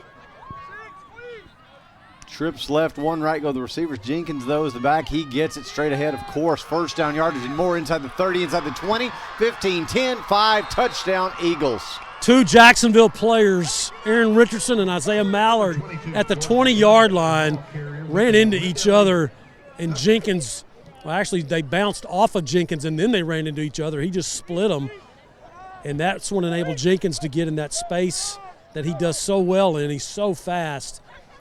40-yard touchdown run by Jenkins makes it a 2-score game, 40-28, as the Eagles start the second half just like they started the first half, with a score in the first minute and a half of the half. They'll line up for 2 here with a shotgun look. Man in motion left to right. Peterson going to roll. And now lose the ball, and Jacksonville recovers. Now, if he returns this, and they'll knock him down. Tyrese picked it up at the 1. Huge tackle by Tatum, separating Poe from the football as he was trying to force it into the end zone. The quarterback was going to throw it, decided to run it.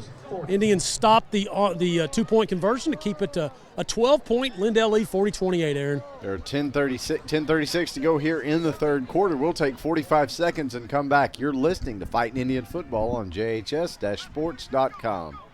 Gene Brumlow, class of 66, and his daughter Ann Farmer proudly support Jacksonville athletics. Come on over to the South Jackson Dairy Queen and get one of their world-famous blizzards. Dairy Queen, where happy tastes good. Tonight's game statistics are sponsored by Randy Gorham, CPA. Randy Gorham, CPA, the source for your accounting and income tax needs since 1984. Since 2004, Legends Old Time Burger Cafe has been the home of Jacksonville's best old-fashioned hamburgers. Hand-battered chicken strips, chicken fried steak, fries, and onion rings are the best around. Legends, home of Jacksonville's best old-fashioned hamburger. Yes, man, I'll get that. And we are back live. 10:36 to go, third quarter. Our score now, Lindale 40, Jacksonville 28. This kickoff high popped up to the far side of the field. Kennedy. Fielded by Casey Kennedy at about the 35-yard line. That's where Jacksonville will take over. Well, Casey Kennedy, the junior, has been quite active tonight. In fact, he's been quite active just about every ball game, it seems like. And I don't know why this is, but he seems to – I bet he is the leading kickoff returner for Jacksonville this year. It seems like every game he's the pop-up guy, and he's been pretty sure-handed about it. Done a nice job. Is Jacksonville now down 12, 40-28. They'll come out for their opening drive of the second half. They'll start it at their own 36. Clater has Richardson in the backfield. He's got two receivers on the left side of the set, one on the right. He hands it off to Richardson. Check that. He Blitz. actually keeps and shouldn't have because he goes down under pressure. Richardson had room to run as he got away. As a blitz, Ethan Morton. Jacksonville was going to throw the ball, Aaron. It's just a ball fake into the line, and Patrick wanted to pull that and throw it, but he didn't have a chance. Ethan Wagner came off the edge unblocked. 5'9", 200-pound senior for Lindale. He gets the big sack on Clater. Loss of 7, second down, 17 for Jacksonville.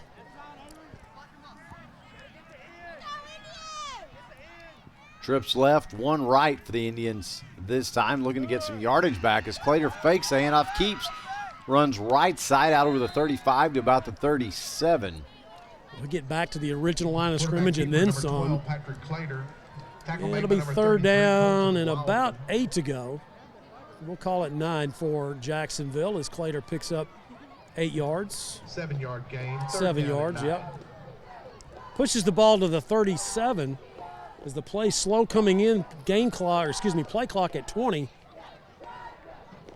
Plenty of time. Third down, 9 to go from the 37 of Jacksonville for the Fighting Indians.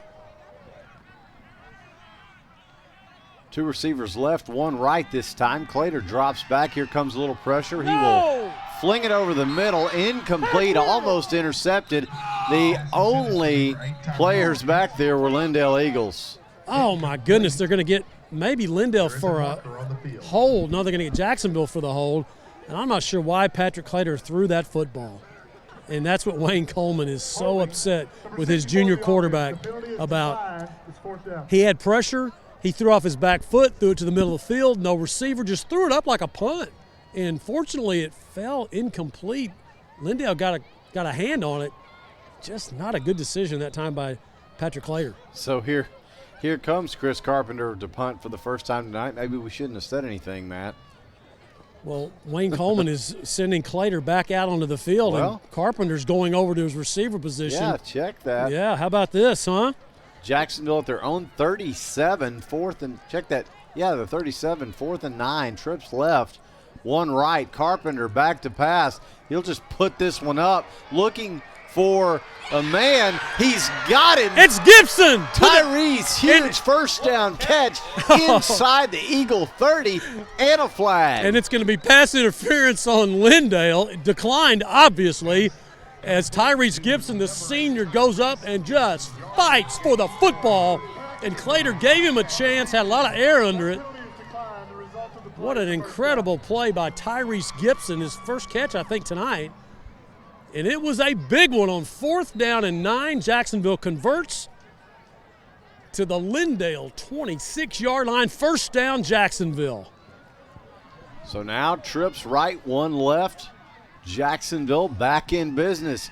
Clater fakes a handoff, keeps left side, 20, 15.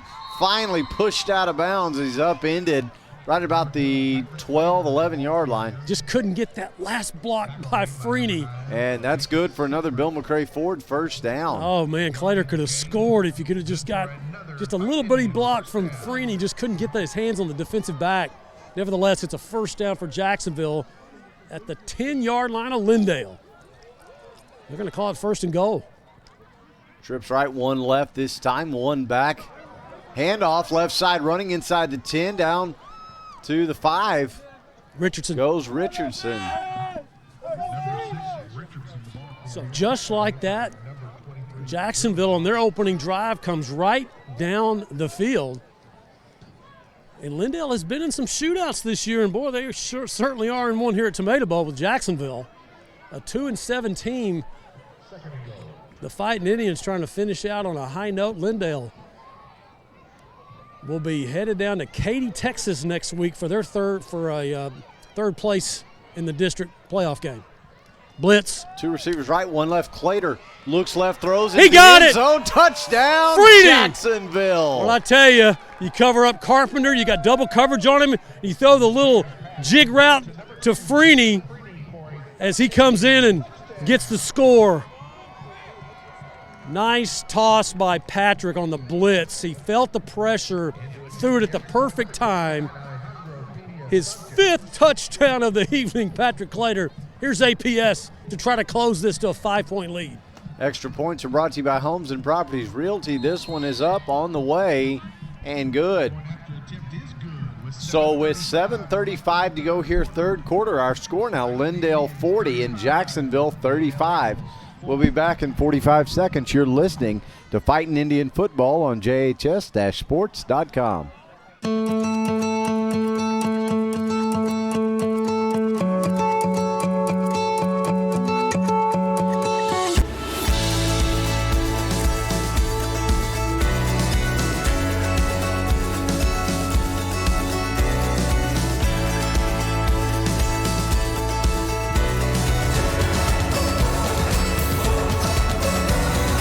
Austin Bank. You've known us all along. That 100% beef Whataburger takes 2 hands and all of your attention. So yeah, now's the time to sneak that fry. Good thing there's plenty to savor. Good thing there's Whataburger. And we are back to the historic Tomato Bowl, downtown Jacksonville. 7:35 to go, third quarter. Jacksonville leading Lindale by a score of 40-35. Jacksonville with the... that's wishful thinking. Sorry, Lindale 40, Jacksonville 35. Ryan Travis, let me dream.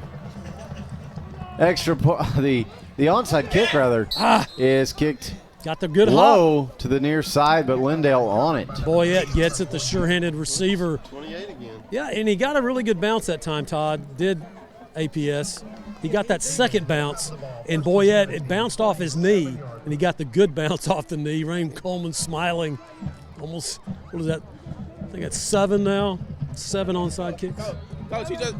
Lindale will have the ball at their own 47. 40-35, Lindale with the lead. Now the Eagles with their second possession of this third quarter.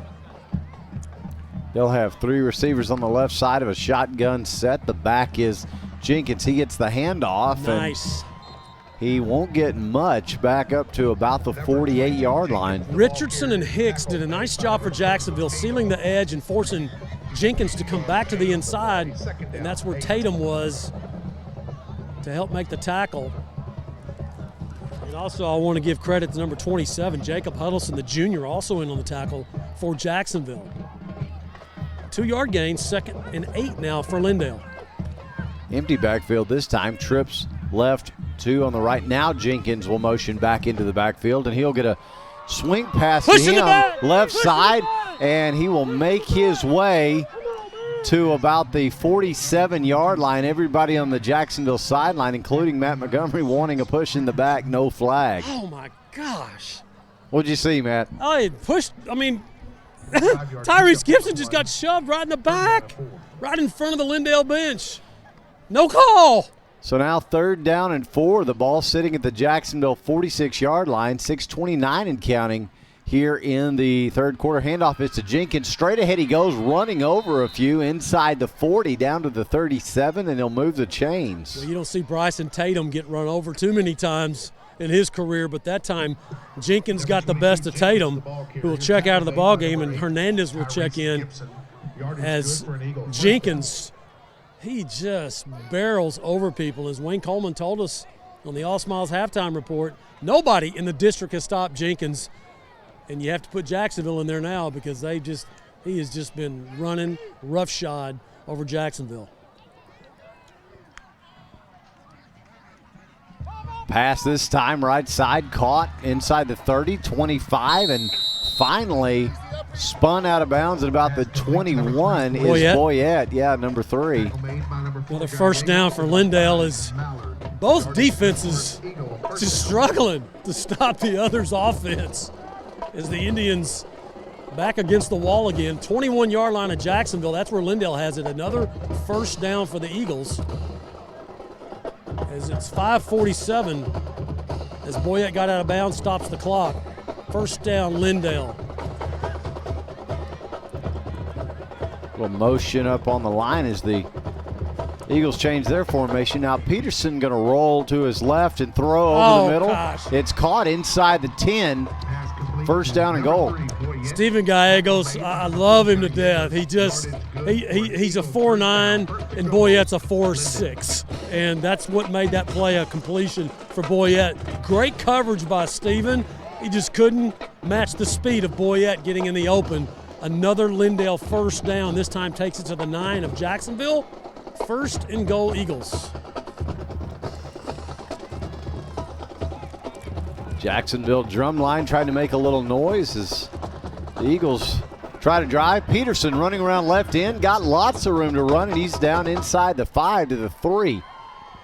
So just a quarterback keeper for the big sophomore. 6'3", tall drink of water, about 170 pounds, if you can picture that. He's not a lot of meat on the bone, but when he gets going, he can roll. Getting the play from Chris Cochran is Peterson. The clock continues to run with 4:50 in this third quarter. Lindale with a 5-point lead, trying to push it out again after Jacksonville answered that first touchdown by Lindale to open up the third quarter. Second and goal at the 3. Jenkins back in as the back. He gets the handoff, Huddleston. and he is stood up almost immediately by Huddleston, and it got a little help. Casey Kennedy also with a help, Aaron. Boy, what a play by Huddleston. They've got Huddy down there as a 2 technique, and he's every bit of 5'9", 175. I mean, he is not your prototypical 2 technique down there in that line of scrimmage. You see him down there on one knee.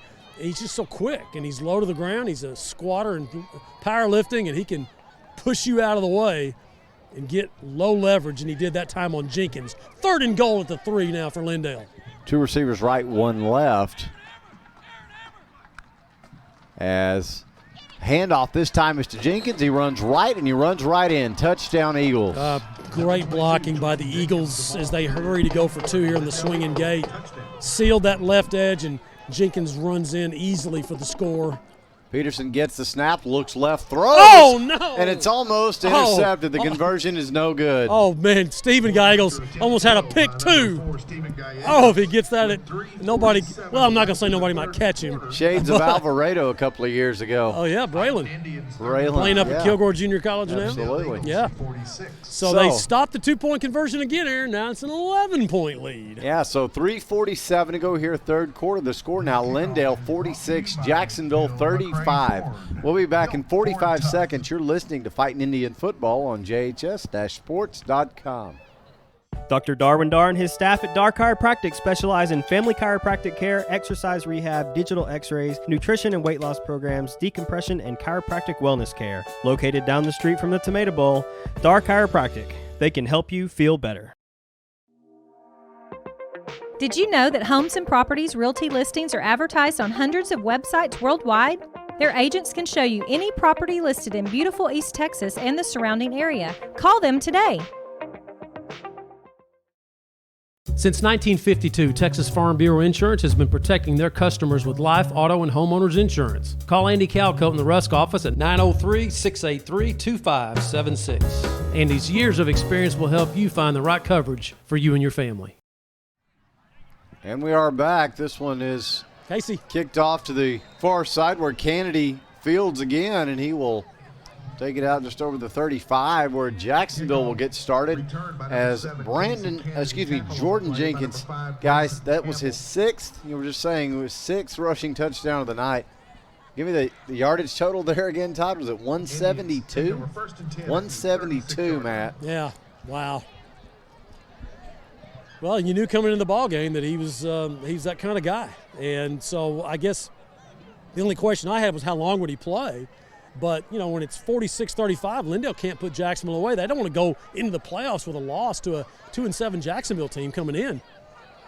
So here's Jacksonville first down. Let's see if now they can answer Lindale's second score of the second half. Slater's got trips left. He's got 1 receiver right. He's going to go back, going to look right and throw for Carpenter, but it's out of bounds, incomplete. Yeah, Wayne Coleman just gave the big thumbs up to Patrick Clater, said, beautiful, beautiful, Patrick, because he threw it away. There wasn't anybody there, and he threw it in the stands. That is something that Patrick Clater is going to have to learn in the spring, is that sometimes you just can't make that play if they're covered. Throw it away and come back for the next play. And he'll learn that. First year as a varsity starter, he's had a heck of a junior year. He'll learn. So 2nd down 10 after the throwaway for Jacksonville. So now Clater has 2 on the right, 1 on the left. Handoff straight ahead, breaking tackles. Tatum down to the 39, gain of about 3, maybe 4 hard yards. So 3rd down and 6 now for Jacksonville. And 4-yard pickup on the play. you know, your offense, you don't want to go 3 and out here. I mean, you're down 2 scores, and Lindale is just rolling, running the football.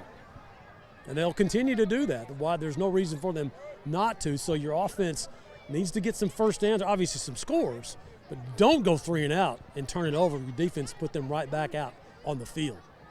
Here we go. 3rd down 7 now for Jacksonville. Trips left, 1 right go the receivers for Clater as he will fake a handoff. Looks like he I don't know. Kind of lost his footing there. Yeah, I'm not sure. Gets ahead for a few. Well, I mean, I don't know if that was the zone read or just he was just going to keep it and try to come off, because he faked it into the line to Bryson Tatum. But Tatum never really looked like he had a chance to get the handoff. Clater just tucked it and took off right into the teeth of the defense, and he was fortunate to get the 3 yards that he did. So it's 4th down, 4 to go for Jacksonville at their own 44-yard line, and Wayne Coleman obviously down 2 scores, 2:16 and counting in this third. He's going for it. Trips left, 1 right for Clater, 1 back with him. And he'll fake a handoff, throw over the middle on a slant, incomplete. Sailed it. Didn't come through on that one. Clater was looking for Casey Kennedy. Just sailed it. I mean, just threw it. And very fortunate the free safety did not pick that one off. Patrick trying to clear the linebacker area, and he really cleared it. He threw it. I mean, Casey didn't even reach up to try to catch it. It was that far over his head. So Jacksonville gives it up on downs. The 2:06 mark here in the third. Now you're asking your defense to really step up and play here with Lindale at the Jacksonville 43, up 46-35. Trips right, 1 left this time. The Eagles slant over the middle, caught to the 45. Pass complete to number 11, Colton Beeler. Colton Beeler with the catch. Beeler. Picks up 8 yards, 2nd and 2. 8-yard gain on the play, 2nd down 2.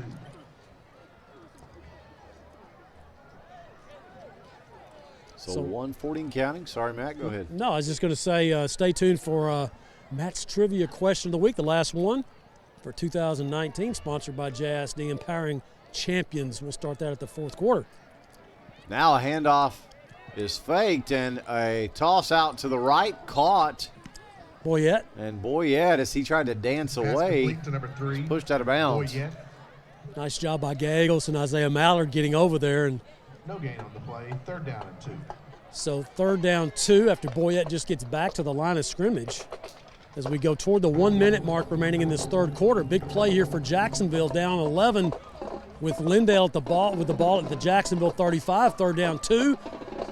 Can you get a stop? Here comes Peterson, the sophomore quarterback, checking in again in the game. You got to believe they're going to give it to Jenkins here. Yeah, he's got Jenkins back there with him. That's where the smart money is, but he fakes wow. Throws left, incomplete. Wow, interesting call by Chris Cochran. Yeah, he pulled the handoff, did Peterson, and then just tried to fling it out. That's interesting. I mean, you got your bell cow in there in the game with Jenkins, and you don't give him the ball. You throw that little hot route that Gallegos covered well for Jacksonville. So 4th down, 3 to go for Lindale, and they're keeping their offense in the game. So now Peterson rolls left, looks, throws right at the sticks, got a man, 1st down yardage inside the 30 to actually they'll spot him right at the 30. It's Boyette. Complete to number 3, Boyette. He's really had a good game tonight for Lindale, catching the football. And when he catches it, he can scoot up the field. He's really effective once he makes the catch at that yak yardage, they call it, the yards after catch. He picks up a 1st down to the Jacksonville It's at the 29-yard line. Jenkins. Now Jenkins, handoff. Left side, makes a man miss. He's into the secondary. He's inside the red zone, down to the 15. So tough to bring down. Corian McCullough with the tackle as Jacksonville will check Hernandez in and Aaron Richardson will check out, and that's going to end the third quarter, Aaron. We'll go to that north end zone for this fourth quarter to see if Lindale can push this lead out. They're up 46-35 at the end of 3. So that will do it as they change ends here after 3. We'll take 45 seconds. You're listening to Fighting Indian Football on JHS-sports.com. Come see us at Dairy Queen on South Jackson before or after every Fightin' Indian game to try our family favorites meal. Dairy Queen, where happy tastes good. Bill McRae Ford has been serving East Texans since 1976. They can help you find the best deal on a used car or if you're ready to purchase something new. Open Monday through Saturday. Bill McRae Ford. Come see us. Dr. Folden, Dr. Westbrook, Dr. Rutherford, and their dental team at All Smiles provide a wide range of dental services. This includes cleanings, fillings, crowns, bridges, implants, and cosmetic dental care. Call and schedule your appointment at 903-586-0741.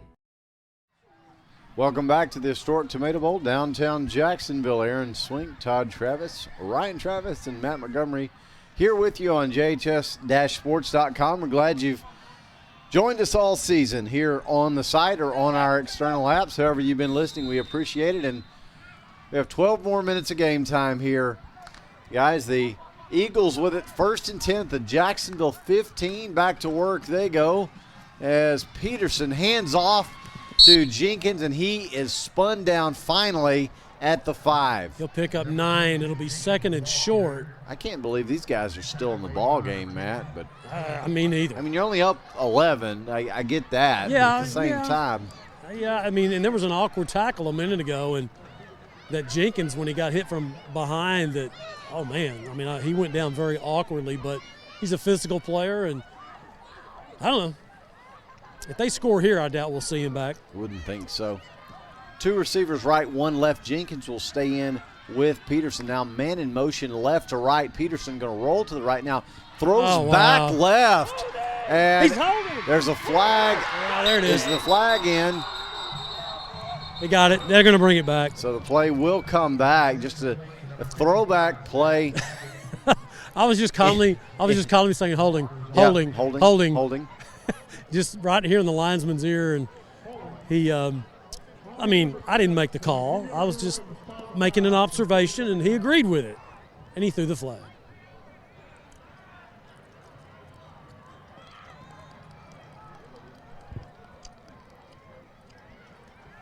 And so they'll mark off the penalty against the Eagles. So they steal the glory for number 55, Zach Baggett.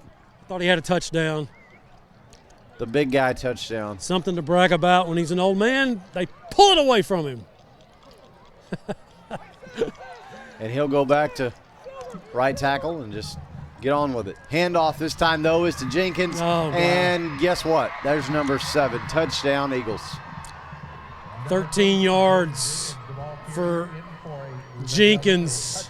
7 touchdowns. And, you know, this district, we talked about this last week, has had 3 Ford-built tough players of the week in the state of Texas in Class 5A. 3. Yeah, well, including Jacksonville's Chris Carpenter. We may have a 4th. Yeah, tonight. We may very well be looking at number 4. Yeah, he's pushing 200 yards with 7 touchdowns. Wow. Goodness gracious. Back in the 2-point formation are the Eagles. Peterson going to run, looking right, now going to throw into the end zone. Incomplete, no good. So with 11:01 to go in regulation, the score now Lindale 52, Jacksonville 35. We'll be back in 45 seconds. You're listening to Fighting Indian Football on JHS-sports.com. Our one-of-a-kind mushroom Swiss burger is back. And now it's an all-time favorite. You're gonna love this burger. That au jus sauce on top. The creamy au jus sauce. Every bite's perfect. It's not just a mushroom and Swiss burger, it's a Whataburger mushroom and Swiss burger. Hi, I'm Matt Montgomery. For the past 37 years, I've been helping people just like you get their financial ducks in a row. I'm a registered investment advisor and chartered financial consultant. We do portfolio management and comprehensive financial planning. Give me a call for a free consultation. If you walk through the Tomato Bowl, you've seen the beautiful large photos and arrowheads as well as signage around the stadium. Eric and Kathleen Stanfield can print large format images on metal, glass, and wood, and they do a lot more. Visit their showroom and see for yourself. Congratulations in Jacksonville, sponsors of the Play of the Game Award. No. And we are back. We are back live. No, it's not. Talking about setting up Matt's trivia question of the week here. 11:01 to go in the fourth. Lindale up 52-35 on Jacksonville, and Eagles have it set to kick away. Kick is short this time again. It'll actually bounce this time in front of the return man, Richardson, which is Richardson, and he will pick it up and take it to the Jacksonville 40. Okay, Ryan, let me know when you got it up on the board. So Jacksonville has the football on the short kickoff at their own 42. 10:56 remaining, you're down 17. It's not impossible. First and 10 Indians at the 40-yard line. So let's see if Jacksonville can strike quickly here, because that's what you got to do. You don't have time to zone read and mix it up. I mean, I'm not saying they're not going to run those kind of plays, but you got Carpenter out here. Look at the coverage right here. Oh, man. The cornerback's 5'6". You've got to like that if you're Clater. Let's see if he can get it there. Here comes the safety, back. though. Safety comes to help. But there's the deep ball anyway. One-on-one with the safety. Freeney! Did Freeney. He beat him. Touchdown, Jacksonville. 60 yards for the score. Freeney, what a pass by Clater. Oh, my goodness. Look, Clater's thrown a couple of bad balls tonight. Granted, okay? But when he throws a good one, oh, my goodness. It is highlight city. And they're showing it on the big board. Look at the perfect timing. Freeney, all he had to do was just keep running. And he catches it at the 5 and strolls in for the score. 52-41. Extra point attempt brought to you by Homes and Properties. Realty is up and good. So with 10:47 to go now in the fourth, our score, Lindale 52, Jacksonville 42. We'll be back in 45 seconds for more Fighting Indian football on JHS-sports.com. Tonight's game statistics are sponsored by Randy Gorham, CPA. Randy Gorham, CPA, the source for your accounting and income tax needs since 1984. Homes and Properties Realty agents work hard for you to offer a full-service experience. They pride themselves on giving both buyers and sellers the representation they deserve and are ready to serve you today. Since 2004, Legends Old Time Burger Cafe has been the home of Jacksonville's best old-fashioned hamburgers. Hand-battered chicken strips, chicken fried steak, fries, and onion rings are the best around. Legends, home of Jacksonville's best old-fashioned hamburger. And we are back live here in downtown Jacksonville. 10:47 to go in regulation. Score now Lindale 52, Jacksonville 42. Patrick Clater has just uncorked another gorgeous touchdown pass, this time to Jalen Freeney, Matt. Oh, wow. Just beautiful. Beautiful pass. Ah. Indians have it teed up. How about an onside attempt again? Yes, it is. Near side. And it's fielded cleanly, though, at about the 43 of Lindale. So that's 7 touchdowns, right? No, how many is that for Patrick? Is that 7? No, 6. That's 6. Yeah, I got my Maggie math is not working tonight. It's cold down here. Yeah. Yeah, 6 touchdowns. Remember who's got the record, y'all. Yeah. Yeah. I mean, Clater, he's got a chance here. Don Trail had 7 against Nacogdoches in the last pass on the grass here at Tomato Bowl. Yeah, of course, Don Trail did it in the first half. Against Nac. Yeah, so Clater's got a chance. All right, here's Lindale with Poe. Edgar Allen's descendant checking in. Boyette in motion from the left to the right. There's Jenkins. Hands off to Jenkins, and he's jinking and jiving his way to the Jacksonville 48. I'll get it.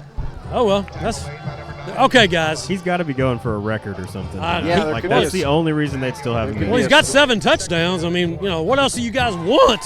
7 touchdowns. They may have a school record that's like 8 or something, or maybe he's tied it and he needs one more. That would be, yeah. That's the only reason I could see why they would leave him in. That would be worth asking somebody after the game if we can find any Lindale folks.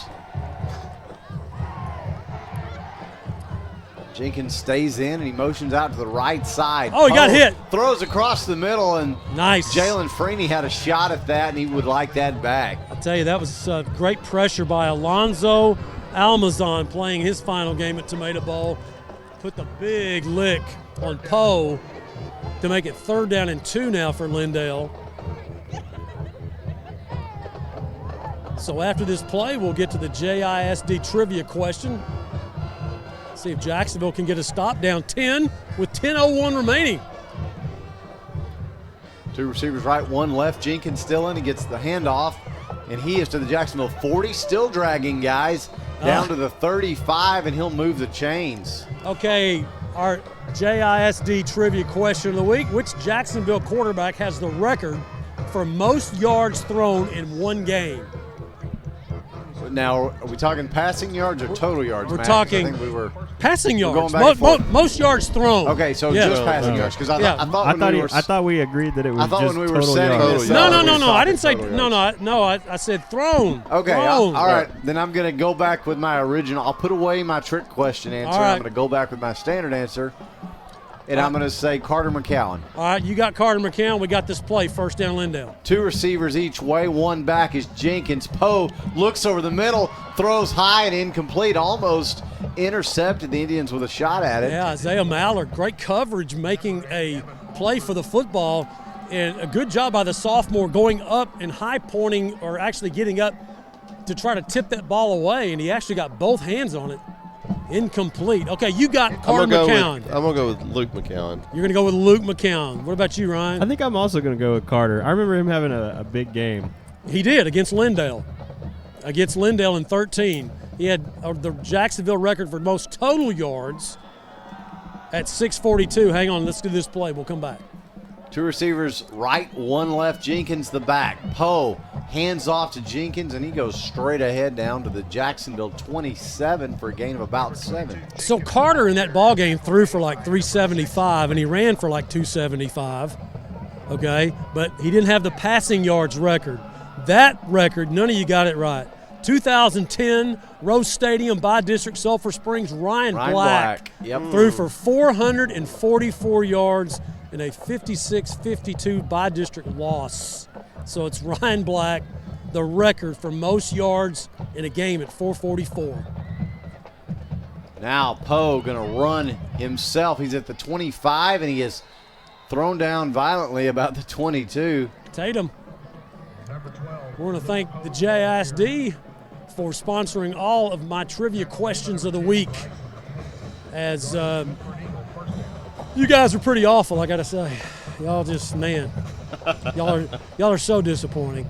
You got to learn your Jacksonville history. Come on. We're going to have a test later.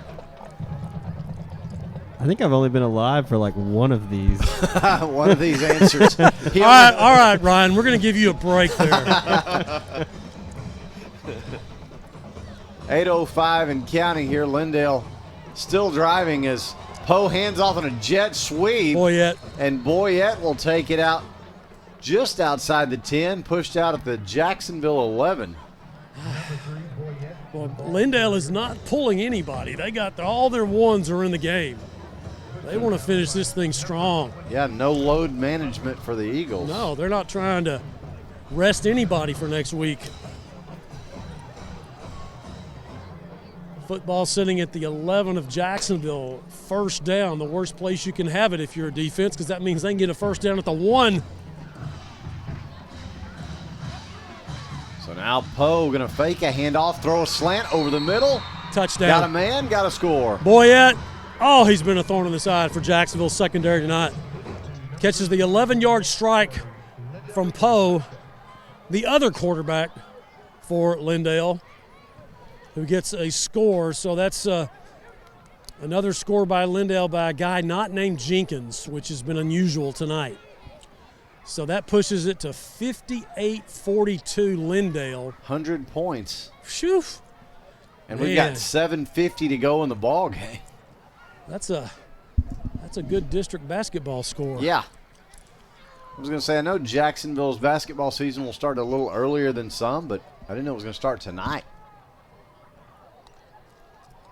Poe takes the snap on the two-point conversion attempt, and he is blown up. Well, we just had our bone crusher hit of the game by none other than Bryson Tatum.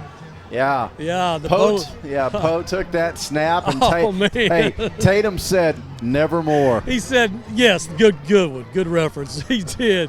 I mean, it wasn't even close. Poe said, "I'm fixing to go."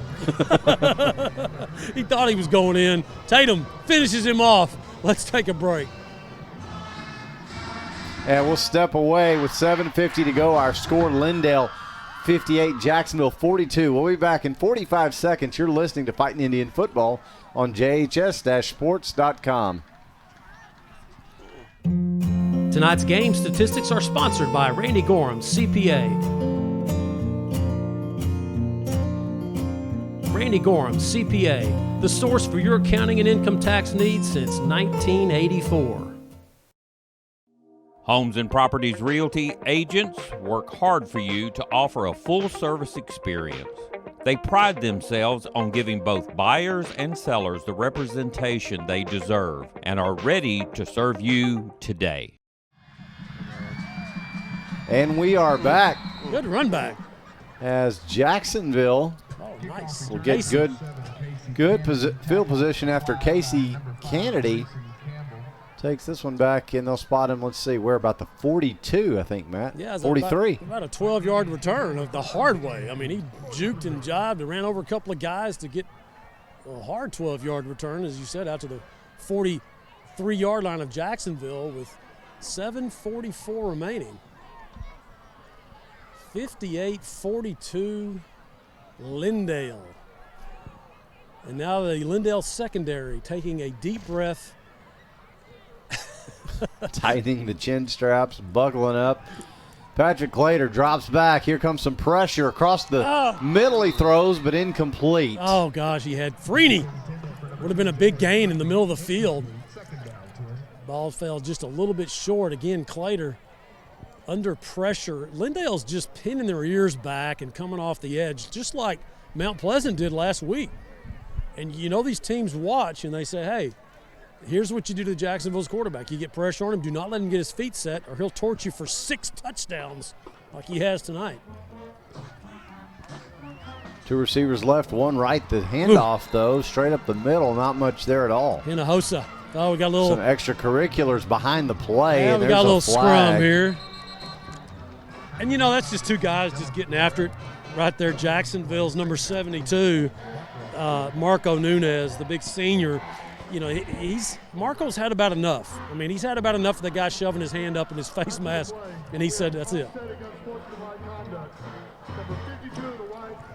So, yeah, offsetting unsportsmanlike conduct calls here. They get both those guys, as that was Eddie White for Lindale going at it with Nunez down there. Yeah.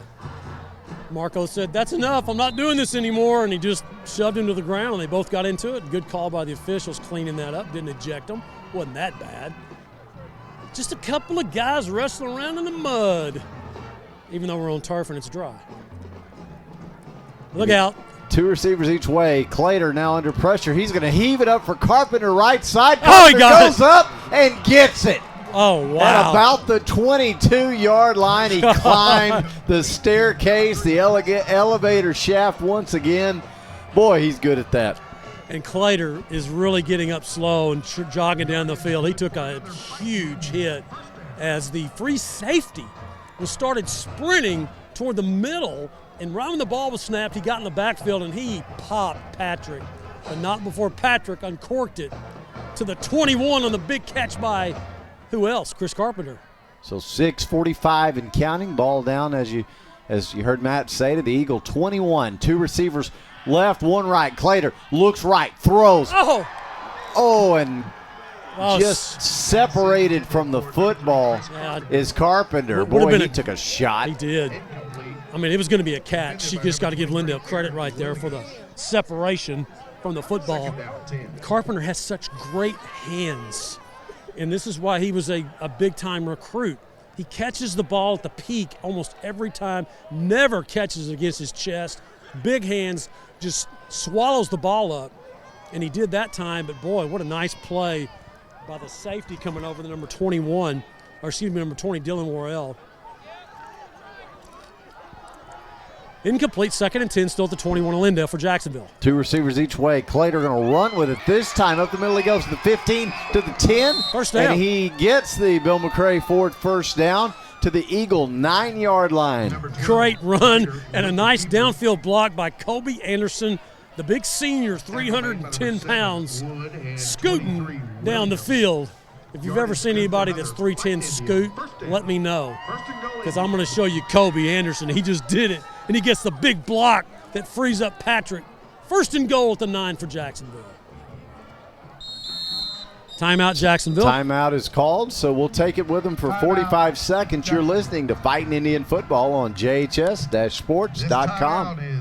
Dr. Darwin Dar and his staff at Dar Chiropractic specialize in family chiropractic care, exercise rehab, digital x-rays, nutrition and weight loss programs, decompression, and chiropractic wellness care. Located down the street from the Tomato Bowl, Dar Chiropractic. They can help you feel better. Since 1953, Hubert Glass Oil has been serving East Texans the finest automotive fuels and lubricants.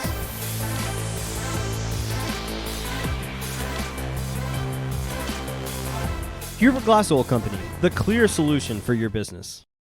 Since 1952, Texas Farm Bureau Insurance has been protecting their customers with life, auto, and homeowners insurance. Call Andy Calcoat in the Rusk office at 903-683-2576. Andy's years of experience will help you find the right coverage for you and your family. We are back here live at the Tomato Bowl, downtown Jacksonville. 6:10 to go in regulation. Jacksonville with it. 1st and goal at the Eagle 10, trailing by a score of 58-42. Fighting Indians looking to punch it in. Obviously, you score, you go for 2 to close it to 8, one-score game. But you got to score here first, get it in. 2 receivers each way for Clater. Slant over the middle, incomplete. Who is he throwing? Where's that? There wasn't anybody there. I don't know if Tyrese cut his route off or the safety just jumped in front of him. And Tyrese just stopped running. Oh, fortunate for Jacksonville, that ball wasn't picked. And boy, right now, it just looks like Lindale has like 6 defensive backs back there. They don't, they got 4. But the way their linebackers are dropping off into the passing lanes, they're taking away those slants now. So now, 2nd down, Jacksonville looking to punch it in here. Clater takes a high snap. Here comes the pressure. There's the pass. It's incomplete, and he being Clater, took another huge shot. And he was going for Carpenter just on a back shoulder throw, and Carpenter had the defender screened off, DJ Walton, who's had a nightmare game defensively for Lindale. I mean, if I'm Katie, whatever their name is, that's playing Lindale next week, I know where I'm throwing. And that ball was just uncatchable. As you said, Aaron, Clater taking a shot, 3rd down and goal, with the football still just inside the Lindale 10-yard line. Same look, 2 receivers each way, 1 back now. Receiver in motion, right side, left side slot to the right. He gets the handoff, the jet sweep, and he'll dive for the end zone. He's got it. Tyrese Gibson! Jacksonville. All right, now you got to calm down. You got to calm down, and you got to get 2 points here. So Tyrese Gibson on the jet sweep gets a great block from Carpenter, from Casey Kennedy on the edge, and he hits the pylon with Tyrese Gibson with a 9-yard score, and the Indians keeping their offense on the field. Play clock is turned on at 21 and 20 and counting. Wayne Coleman's still looking at his play sheet right here. Gotta go, gotta go, gotta go. Play clock at 10. 9-8. Now they're just now bringing the play in with Clater. 5 seconds showing now. Gotta go if you're Jacksonville. Hurry, hurry. Clater gets the snap. Hands it off. No. He'll throw. He got it. He's got it. 2 points are good.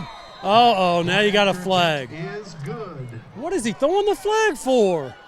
Surely he's not going to get Casey Kennedy, who made the catch, for the score. Wasn't that Kennedy? Yeah, let's see if he gets a. It was. They're going to get. It was. Did they call him for spiking it? I think they may have called him, or it could be Freeney. Okay, the try is good. Yeah. Yeah, they're going to get Casey for spiking the ball. Spiking it. Oh. Wow. I don't think he spiked it.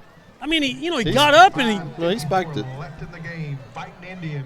Of course. I just thought he had both hands on it and he just kind of pushed it to the ground. Of course, my thought is, who cares if he spiked the football? Who cares? But Well, you can't spike the ball. I know you can't. I mean, you can't. But I'm saying that he did it. Usually, a guy spikes the ball with one hand and he spikes it. He pushed the football down with two hands because he was just getting up off the ground. But oh well. Let's see what they do. Now they're not showing that. I was looking at the replay there. That are they showing? They're supposed to show controversial replay. I don't think he's going to do that again. No, I don't think he will. Nothing that. PA announcer Chip Pittman shouting out his alma mater again, Lockhart. So here we go. I think they were winning. It's 58-50, y'all. Yeah, this is still a ball game, folks. Yeah.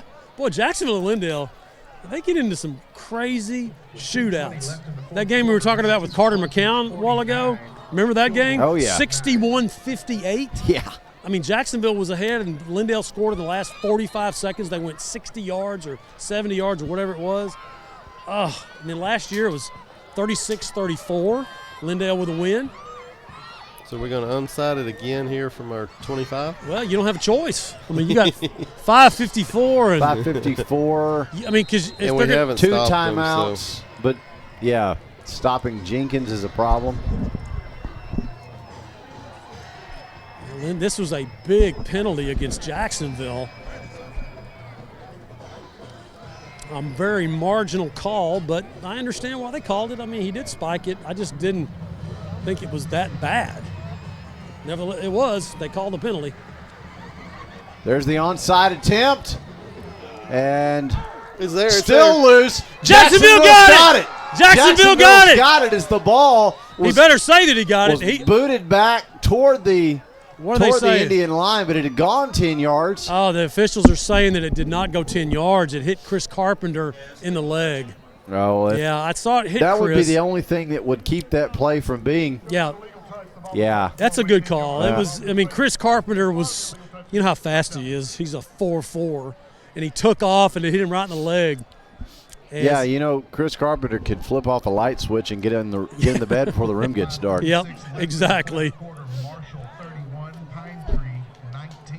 So Lindale will get this is what you call the ultra short field at the Jacksonville 34 after a kickoff.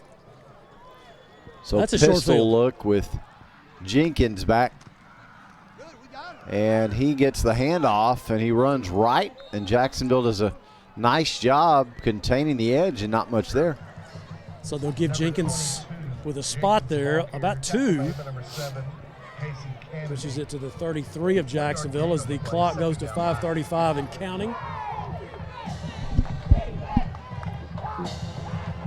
So don't be surprised if Lindale just uses their workhorse right here to make sure that tell him he's got to stay in bounds, but just work the edges. So the play just now comes in as Peterson's in at quarterback now for Lindale. And the handoff is to Jenkins. This time left side A-gap. Lots of room running at the 20, the 15, the 10, the 5 cutting outside looking for the pylon. He's knocked out of bounds at the 1. Just what I feared. Yeah, I knew they were going to give it to him. I just thought that he ran right in the A-gap, y'all. I mean, he ran right in that area where there's got to be somebody filling the spot, and there was nobody. Then when he got out in space, the safeties came up. He breaks to the outside, uses his speed, and Jenkins gets to the 1-yard line, 1st and goal. 4:42 and counting here in regulation. Lindale up 58-50, looking to make it a 14-point game. Handoff is to Jenkins. Why not? Touchdown Eagles. So the Eagles break 60 the second time Jacksonville's given up 60 this year. They gave up 67 in week 3 against Henderson here at Tomato Bowl. And that was another weird game. Yeah, that game was a 3-point game in the middle of the third quarter, and then Henderson blew it open. This one, I'm not going to call it that kind of game. I mean, it's 64-50. Now it's more like a Big Ten basketball game. Here's the Eagles going for 2. Movement by Lindale. They're moving back 5. Back them up. False start. Number 5 of the offense. 5-yard penalty. Play the try. You don't want to leave too many. You don't want to take too many points into the offseason with you, Matt. You know, you want to try to get them all out there. Absolutely. You don't want to do that. No, exactly. So Lindale is moved back 5 yards on the – pushes it back to the 10 of Jacksonville. No, that's not the 10. Excuse me, the 6. So there'll be 2 receivers each way. Jenkins the back. This time, quarterback goodness. keeper up the middle. Golly, but he'll be short. Or did he get in? No, he didn't. Okay. He didn't get in. So that's 2-point conversion is thwarted again. But that's one thing Jacksonville's done a good job of tonight. They've stopped a lot of 2-point conversions. Yes, they have. And so with 4:29 to go in regulation, our score now, Lindale 64, Jacksonville 50. We'll be back in about 30 seconds. You're listening to Fighting Indian Football on JHS-sports.com. Since 1953, Hubert Glass Oil has been serving East Texans the finest automotive fuels and lubricants.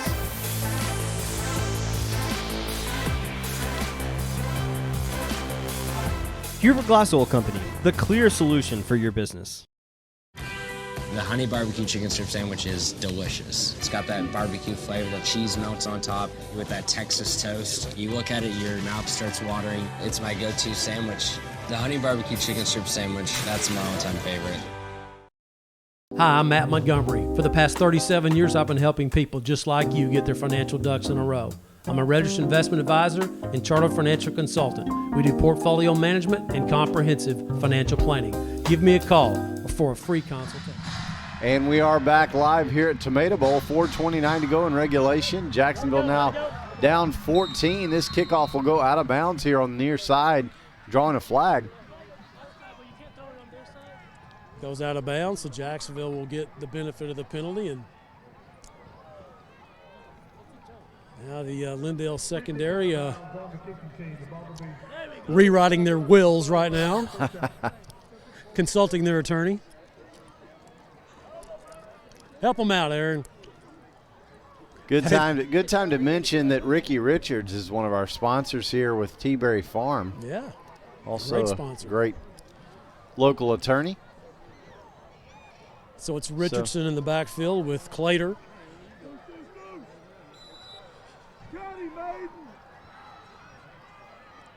Two receivers left, one right. Low snap. Clater able to pick it up, just has to try to run with it, won't get anywhere. Lindale is just pinning their ears back. The worst thing, the thing they don't want is what I said earlier. They don't want Patrick Clater to be able to take the snap, take a 2-step drop out of the shotgun, and get his feet under him. They want him throwing off his back foot, and they want pressure. They want to hit him in the mouth, whether he gets the pass away or not. Last series, he got it away twice, and he got hit in the mouth, and they were both complete.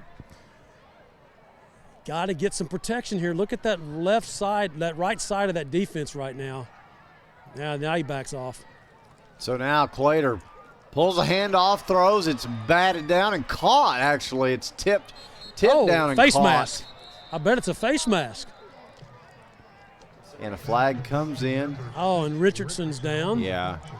He took an awkward tumble there. He did. Well, he got his helmet pulled basically sideways. And that's going to should be a face mask call on Lindale. Let's see the call. Official now comes over, is talking to Wayne Coleman, who's coming to check on his player. And Coach Coleman's using this as an opportunity to check on his injured player, Aaron Richardson, and gives a couple of the officials an earful. So let's check on Aaron here. He's a senior. Boy, you sure don't want to see him end his senior year, not in the game. He's a 3-year starter, is Aaron. Yeah, and he's been a guy really all season, Matt, that the coaches have talked about. Even talking to Wayne Coleman back in the season preview that I was able to do for the Cherokeean, and sitting down with him, one of the things he was talking about was the leadership of Aaron Richardson. Well, he's a vocal guy. You know, in the last few years, that's one thing I think that Jacksonville has missed, in my opinion. They just haven't had that kind of player. They've had great players. They just hadn't had that guy that's a vocal guy that people can get by. It's like they're too shy, or they don't want anybody thinking that they're Mr. Big Shot. Not Aaron Richardson. He did a lot of vocal leadership this year at practice, in the game. I can see him doing it. It's what you got to have. And he's now being helped off the field, guys, and he's done. It looks like he's twisted that ankle up, and it is a face mask call like we thought. But Aaron Richardson, the senior, 3-year starter, sure hate to see him in his senior year like this, as he has been such an important part of this football program. So they'll mark the yards off, and that'll push the football into Lindale territory with 3:43 remaining, and they start the clock back. Turn it back on, I should say. First down, Jacksonville, the 46 of Lindale. So again, only down 14 here. Jacksonville got to go and try to close this gap yet again.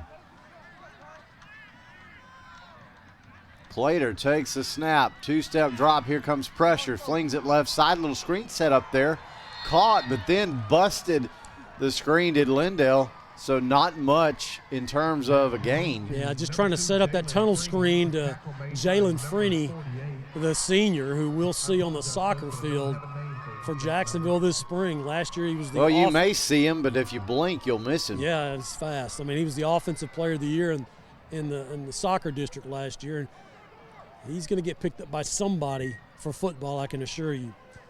Second down, 10, no gains. Clock 2:44 and counting. 2 receivers each way. This time Clater, a little more time to roll. Right, set, but here comes the pressure. Got to get rid of it. Throws it away. He throws that one away wisely.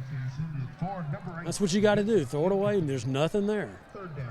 And that's what you got to learn. And you throw that thing down in traffic, it's going to get picked.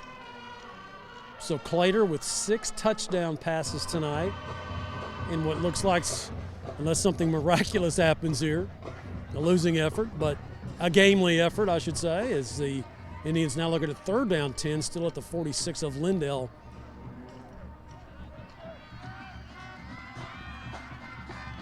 So Clater now on third down, looking to keep the drive alive. He sets his feet, throws over the middle for Gibson, and it is incomplete, almost intercepted.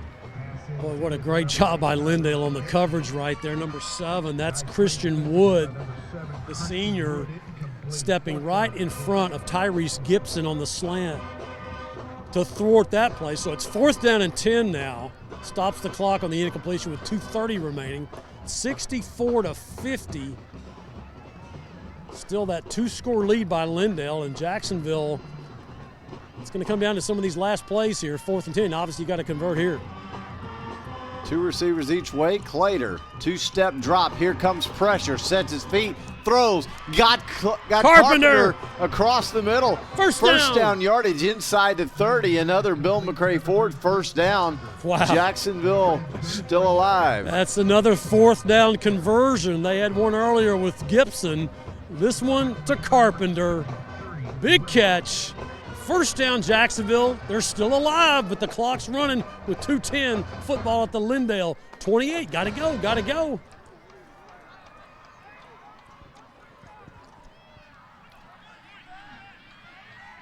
Now under 2 minutes we go as here come the Eagles with pressure. Clater rolls right and throws double coverage, incomplete. Very, very fortunate that one was not intercepted. Yeah, you heard me say no, because he threw that right into the coverage right there, and that's one that he should have done what he did a moment ago and throw it out of bounds, but he tried to squeeze it in there, and got to learn from that. You can't do that. But again, junior quarterback, this is his 10th varsity game. He'll get better in the spring. 2nd down 10, stops the clock at 1:51 remaining in the game. Clater claps, calls for the ball. Now he's got to set and throw. Across the middle looking for Gibson. Skips it in front of him, incomplete. Pass intended for number 8, Tyrese Gibson. So Lindale running a cover 3, man under. So they're also dropping their linebackers back. Well, one of them anyway. They're dropping one of them back. The other one's coming off the edge. They're rotating those guys coming off the edge on the blitz every play, trying to get to Clater. 3rd down 10, stops the clock with 1:46.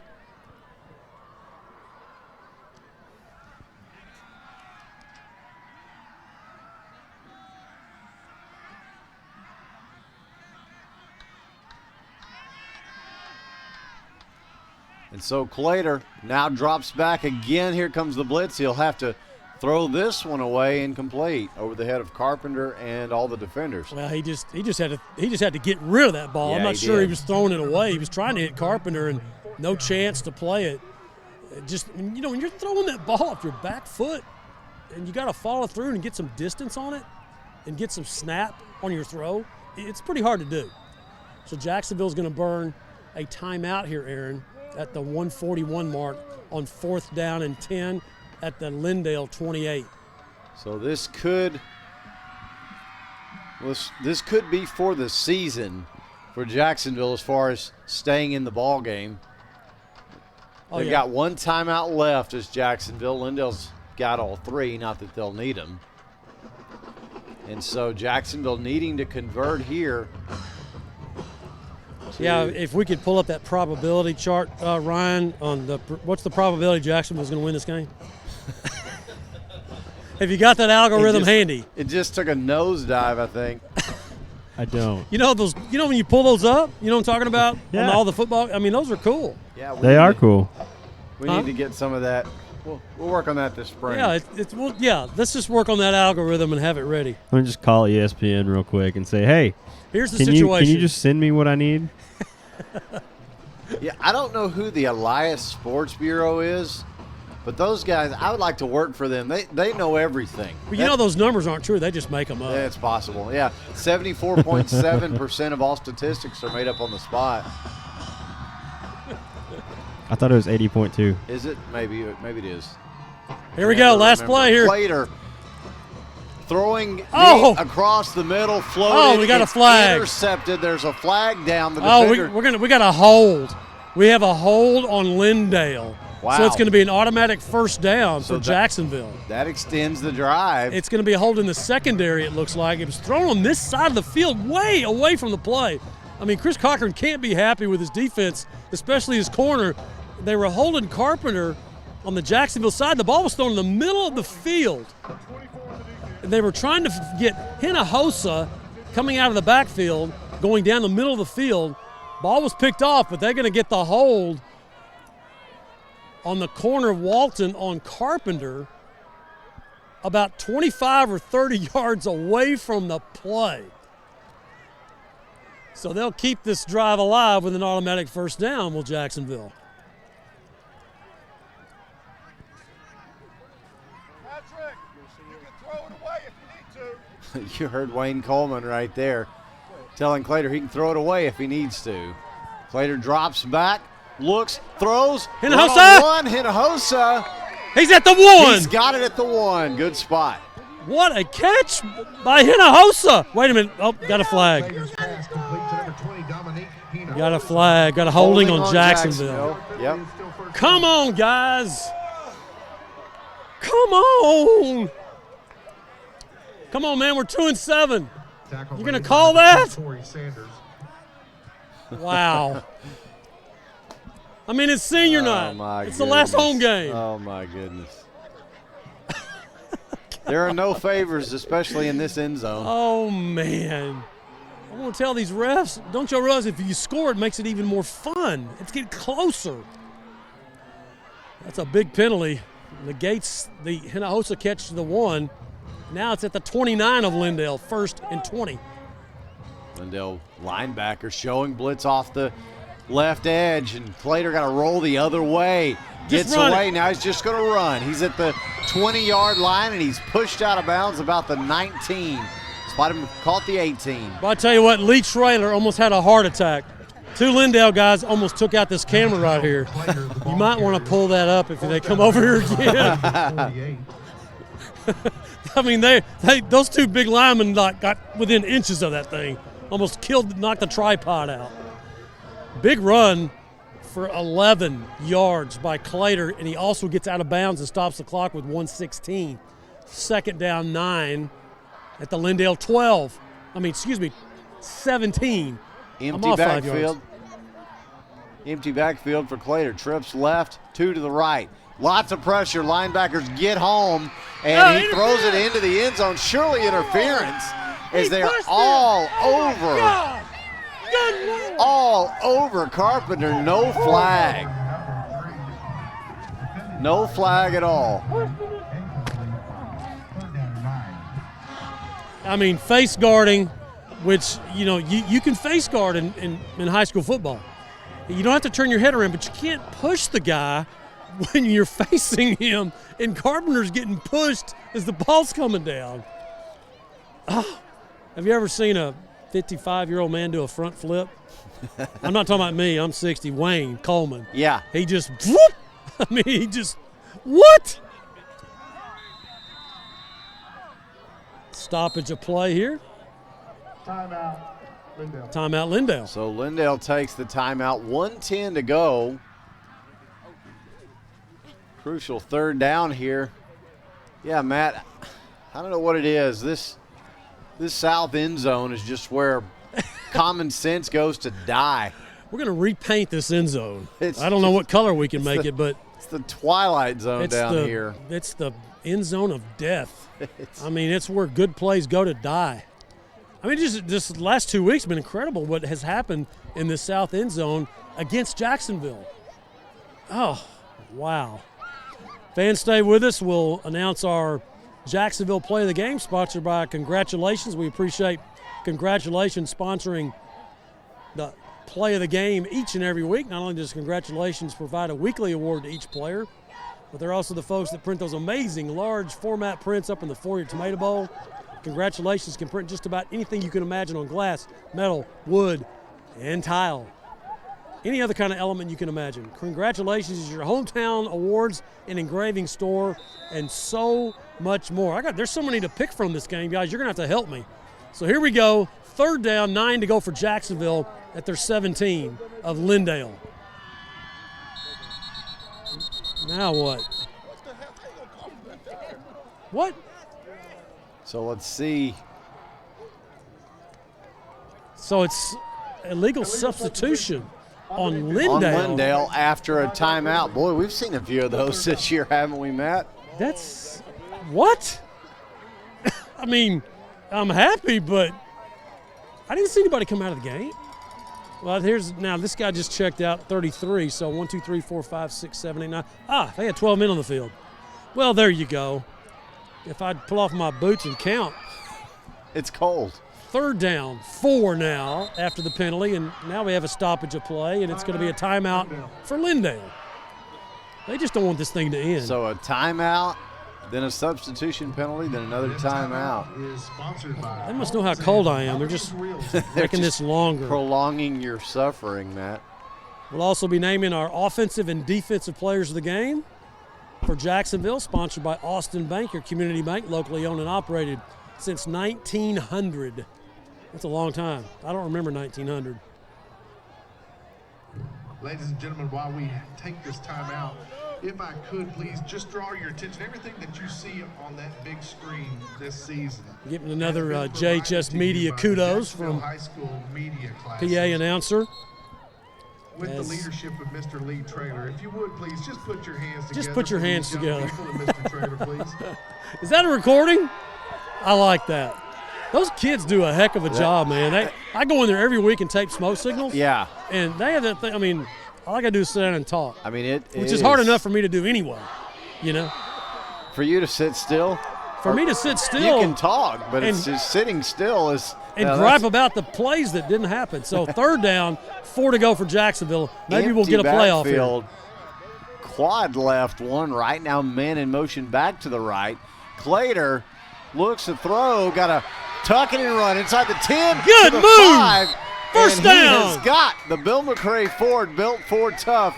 First down. Wow. Down to the 5. What a great decision by Patrick Clater not to throw the football into traffic. And he just made a couple of S moves in and out, and he gets the first down to the Lindale 5. We're under a minute, 52 seconds. Got to get a quick score, get the 2-point conversion. Go onside. No, you don't have to go for 2. You got to go onside, though. Yeah, you got to go inside, yeah. 2 left, 1 right, go the receivers. Clater takes a snap. Time, into the end zone, incomplete. Just had to throw that one way out the back. Yeah, good decision. He did have Freeney toward the middle of the end zone and just threw it over his head. Didn't want to risk somebody jumping the route. Good decision. Stops the clock with 36 seconds as Jacksonville heading into this south end zone of doom. We're going to exercise this thing. We're going to have a priest come over and fix this thing up. It has been a disaster zone. Maybe Jacksonville can change that here.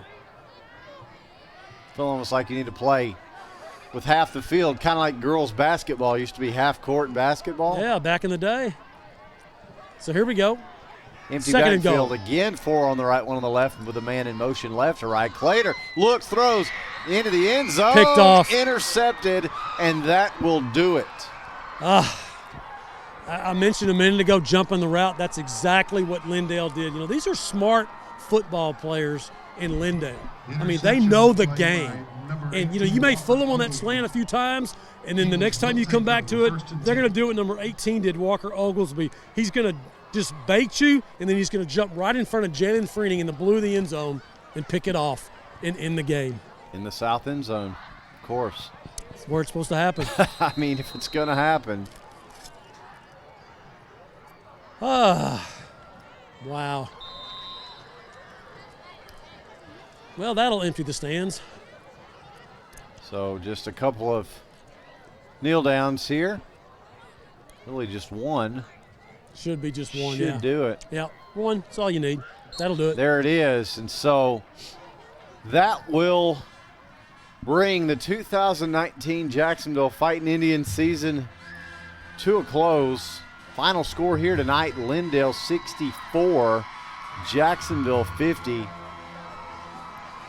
Just a rough, difficult season, Matt, but you got to say this about these Fighting Indians. They didn't quit. No, he did not. And that's the thing and if you heard smoke signals at the half, we played it since we had technical difficulties before the ball game. You could see the emotion in Wayne Coleman's voice. You could hear it in his voice and see it in his eyes. I mean, he kind of welled up a little bit talking about this senior class as they won a lot of football games in their career. They went to the playoffs when they were sophomores, but then last year they won 3 games. This year they won 2. And he just said, I just can't be more proud of him. I mean, because we know Jacksonville, that we were undersized, have been undersized the last couple of years, and hopefully some linemen are coming. You got some big guys. You got some guys back. You know, you got some people you really got to replace. I mean, you got 3 senior receivers, your best 3. Wayne Coleman said that he's coached ever, and you got to replace those guys. And so that's going to be a big issue. But as I said, you got some linemen coming back. Clater's coming back. Bryson Tatum comes back to anchor your defense. Isaiah Mallard got a lot of good reps this year as a sophomore on the varsity. You got a JV that tied for second place in district, and you just got to get bigger, faster, stronger in the spring, and keep your head up. So Jacksonville now will meet with head coach Wayne Coleman. See you, Jason. Good to see you. Jason Lawless, former Jacksonville soccer coach and Jacksonville alum coaching in Lindale. Also Clint Copeland over there. Blake Maddox. I don't know if you remember Blake. Oh, yeah. Brook Hill. And he was the ball boy here in Jacksonville for years. He would sit there and talk to me, and I'd say, Blake, I can't hear you. I got earpieces, and I can't hear you. And he'd just sit there and just talk to me. Great kid. He's coaching in Lindale as well. So Jacksonville will end their season 2-8. Competitive, tough, strong. They just didn't make the plays and get the plays made when they needed to. So Kenny Kennedy and Randall Kennedy over talking to Clint Copeland, who played his sophomore year here in Jacksonville for his dad, Randy Copeland. as he's talking to the Kennedys, and a lot of connections here between Jacksonville and Lindale on the field tonight. So the football team now saluting the fans that are still left with the band playing, and we'll get Wayne Coleman's comments in a moment as we have some things to give out here. Guys, offensive player of the game. I mean, golly, I just – how many catches did Chris Carpenter have? Todd? Checking for us. Okay. Defensive player of the game. Chris had 11. Chris had 11 catches. Yep. I tell you what, it's hard for me not to give him the player of the game. I know that Patrick had 6 touchdown passes, but he was the offensive player of the game a couple of weeks ago. Tonight, to me, it's Chris Carpenter. He made the catches when he needed to. His last game as a Jacksonville Fighting Indian. He deserves the offensive player of the game, sponsored by Austin Bank. Defensive player of the game, I say Jordan Hicks. Yeah, absolutely. Yeah, Jordan had a heck of a game, his last game. So it's Jordan Hicks, the defensive player of the game. Play of the game. Play of the game, sponsored by Congratulations with the weekly award. Guys, what do you think? How many of those which one of those 6 touchdowns you want to pick, Matt? I'll tell you what, to me, it's the one to Freeney. I think that one to Freeney where he dropped it right over the top. Yep. Chris made some great catches, but he's the offensive player of the game. I think Jalen Freeney, and it's going to be Patrick Clater involved in that too, because he made the pass to Jalen Freeney. Just a perfect pass. I mean, just beautiful. And, of course, we already announced the Bone Crusher hit of the game, sponsored by Dar Chiropractic. Guy taking care of me and Aaron here at the same time. If your body needs an adjustment, call Dr. Darwin Dar. He is your hometown chiropractor just down the street here from Tomato Bowl. It's Bryson Tatum, the junior, who will be back next year to anchor that Jacksonville defense. He gets the Bone Crusher hit of the game. Todd, start the stats, and then we'll get Wayne Coleman on the All Smiles post-game interview when he's available. All right, thanks, Matt. Post-game stats, again, brought to you by Randy Gorham CPA. Randy is your source for your income tax and accounting needs here in Jacksonville, and he has been since 1984. Todd, lots of numbers tonight. 110 points. So we better get started. Let me take my shoes off so we can do this math. The Indians finished the game with 67 plays on offense for 516 yards. They averaged 7.7 yards per play tonight. 358 yards passing, 158 yards rushing. Quarterback Patrick Clater had 20 completions on 37 attempts for 358 yards with 6 touchdowns and 3 interceptions. Our leading receiver, Chris Carpenter, 11 catches, 219 yards, 4 touchdowns. Jalen Freeney had 4 catches for 82 for 2 touchdowns. Tyrese had 2 catches for 38. Casey Kennedy had 1 for 13. Aaron Richardson, 2 for 6. Rushing tonight, Patrick Clater, 12 carries for 92 yards. Bryson Tatum, 5 for 23. Aaron Richardson, 8 for 22. Dominic Hinojosa, 4 for 12. And Tyrese Gibson, 1 for 9 yards and a touchdown. Had a busy night and lots of people involved in the offense. Absolutely. Yeah, 516 yards of offense. 516. Whew. Well, they're just Isn't that our best for this season? Yeah, a full 100 yards better than last week in what I thought was a shootout with Mount Pleasant. Yeah, we haven't. I don't think we cracked 500 this year until this game. Yeah, so that's just. I mean, it's just a testament to what Wayne Coleman's been saying. This team doesn't quit. They come out. You're playing a team going to the playoffs, and you gave them your best effort, best shot. What else can you do? So team has broken up their huddle. They've had their post-game prayer, and Wayne Coleman now having some smiles with some of his players. And it's always bittersweet when you have that last ball game, especially for the seniors, as they finish it up. As Wayne Coleman now will come over and join me on the All Smiles post-game. Coach, man, you're exactly right. Your kids just don't quit. You had 516 yards of offense tonight. Clater was 20 of 37 for 358. 6 touchdowns. He did have the 3 picks. He ran for 92. They just had so many weapons offensively. Dang, I thought we had 7 touchdowns. You thought John Trail's record got tied, huh? I thought so, man. I mean, I just knew we scored 7 touchdowns. I didn't know we had 1 rushing. Dang, we should have. You know what? Well, let me check that. Did we have 1 rushing, guys? He didn't throw 7, did he? The 1 rushing was Tyrese. Yeah, Tyrese had the 1 rushing on the. Oh, that's right. I think we pitched that to him. Yeah. Oh, yeah, we need to change that. We'll go to the tape. I just got a text from Don Trail. He said no. It was a run. He said no. That's great. Well, Coach, it's always bittersweet to end the season like this. I know you. I know you're proud of your seniors. You're proud of the way they finished and fought hard. You just talk about your thoughts as you go into the off season.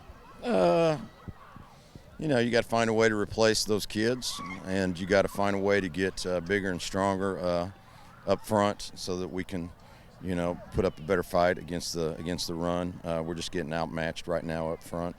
So we got our kids that got to go live in the weight room for the next 8 months, and maybe, you know, look at and seeing if we need to make some personnel moves, and maybe some of our offensive linemen need to move over to the defensive line. Yeah. And maybe that'll shore us up a little bit on the defensive side. And you got realignment in February, and a lot of times that you know, you have to see who you're going to be competing against, and that makes a big difference because, you know, if you lose a Marshall and you add somebody, or if Lindale goes down, I mean, that kind of changes up sometimes your philosophy about how you got to get ready for district. Yeah, it does. You want to see who you're going to have to beat. And, you know, that'll be something that happens, you know, I guess around early February. And, you know, there's always changes, and there's no way to predict what's going to happen. So your takeaway, Coach, for the season, I mean, I know you put up a lot of points, a lot of yards, and I know you gave up a lot too. Defense is going to obviously be a focus, I'm sure, going in the offseason. It is. And, you know, you've got to – it's not effort. Let me tell you, our kids give incredible effort. They play very hard, and we're outsized up in the defensive front, and we gotta get bigger and stronger. And if we can't do that in 8 months in the weight room, then we gotta make a sacrifice and move some offensive linemen over there. That's just how it is. Maybe some kids that have never played on defense. You know, watching the game and being on the field and seeing the offensive line and the defensive line on your teams just kind of moved around a little bit. I mean, it is a genetics thing. It's just, you know, MC squared, man. I mean, it's just bigger bodies at other places, and so hopefully you guys can get bigger and faster and stronger. Well, you know, there's a bunch of teams that like to have our receivers. I know. We're blessed in certain areas, and we're in certain areas we're not. And you know, sometimes it's easier to, at a skill position, make up for a lack of speed or whatever with schemes. But up front, it's hard to make up for lack of size. And so we've got to find a way to make some adjustments. Coach, again, thank you. Appreciate you. Thanks for taking the time to visit with us halftime, post game, doing the Smoke Signal show. You've been gracious, and we appreciate you working with us this year again. Thank you, Matt. Head coach Wayne Coleman, appreciate his efforts and all the work that he put in this year with his team, and all the interviews and discussions and things. That guys, I go to practice and I watch him work with these young men, and I'm telling you, if I had a son, I want him coached by Wayne Coleman. Yeah, absolutely. I mean, he has so much class, and he cares more about what kind of young men these guys are going to be. Yeah, he wants to win. I mean, this guy's been part of state championships. He knows how to win. And it's going to happen. People in Jacksonville, just be patient, because it's going to happen. Okay? Guys, great year. Enjoyed it. It flew by. Feeling older and older as it just keeps getting faster and faster. I want to, again, thank all of our sponsors for all they've done for us and keeping us online, and we hope to have you back next year. Guys, back to you. Thanks, Matt, and I just want to echo what Matt has said. All of our sponsors, this was new territory for all of us this year. Obviously, the first time since 1957 that Jacksonville football was not on a traditional over-the-air radio station, but Ryan Travis, our producer, has just been able to do some really incredible things for us this year, and we wouldn't be able to do any of it without our sponsors. supporting us, and more importantly, supporting Jacksonville athletics and just the community and all these kids. So again, we do want to thank our sponsors. Thank all of you for listening in all season long. You make it just so much fun to do what we do, and just really glad to get to share another season with all our listeners and share the booth with you gentlemen tonight. Again, this season, Todd and Ryan. And so that'll just about do it from the historic Tomato Bowl, this beautifully renovated facility. If you have not had a chance still to see it, come catch some soccer here in the winter and the spring. Be sure to join us next fall for some more football. Get out here, support your Indians, and we'll be glad to see you. Thank you for listening all season long. On behalf of Matt Montgomery, Todd Travis, and our producer, Ryan Travis, this is Aaron Swink saying thanks for listening to Fighting Indian Football on JHS-sports.com. We'll see you in the fall. Good night.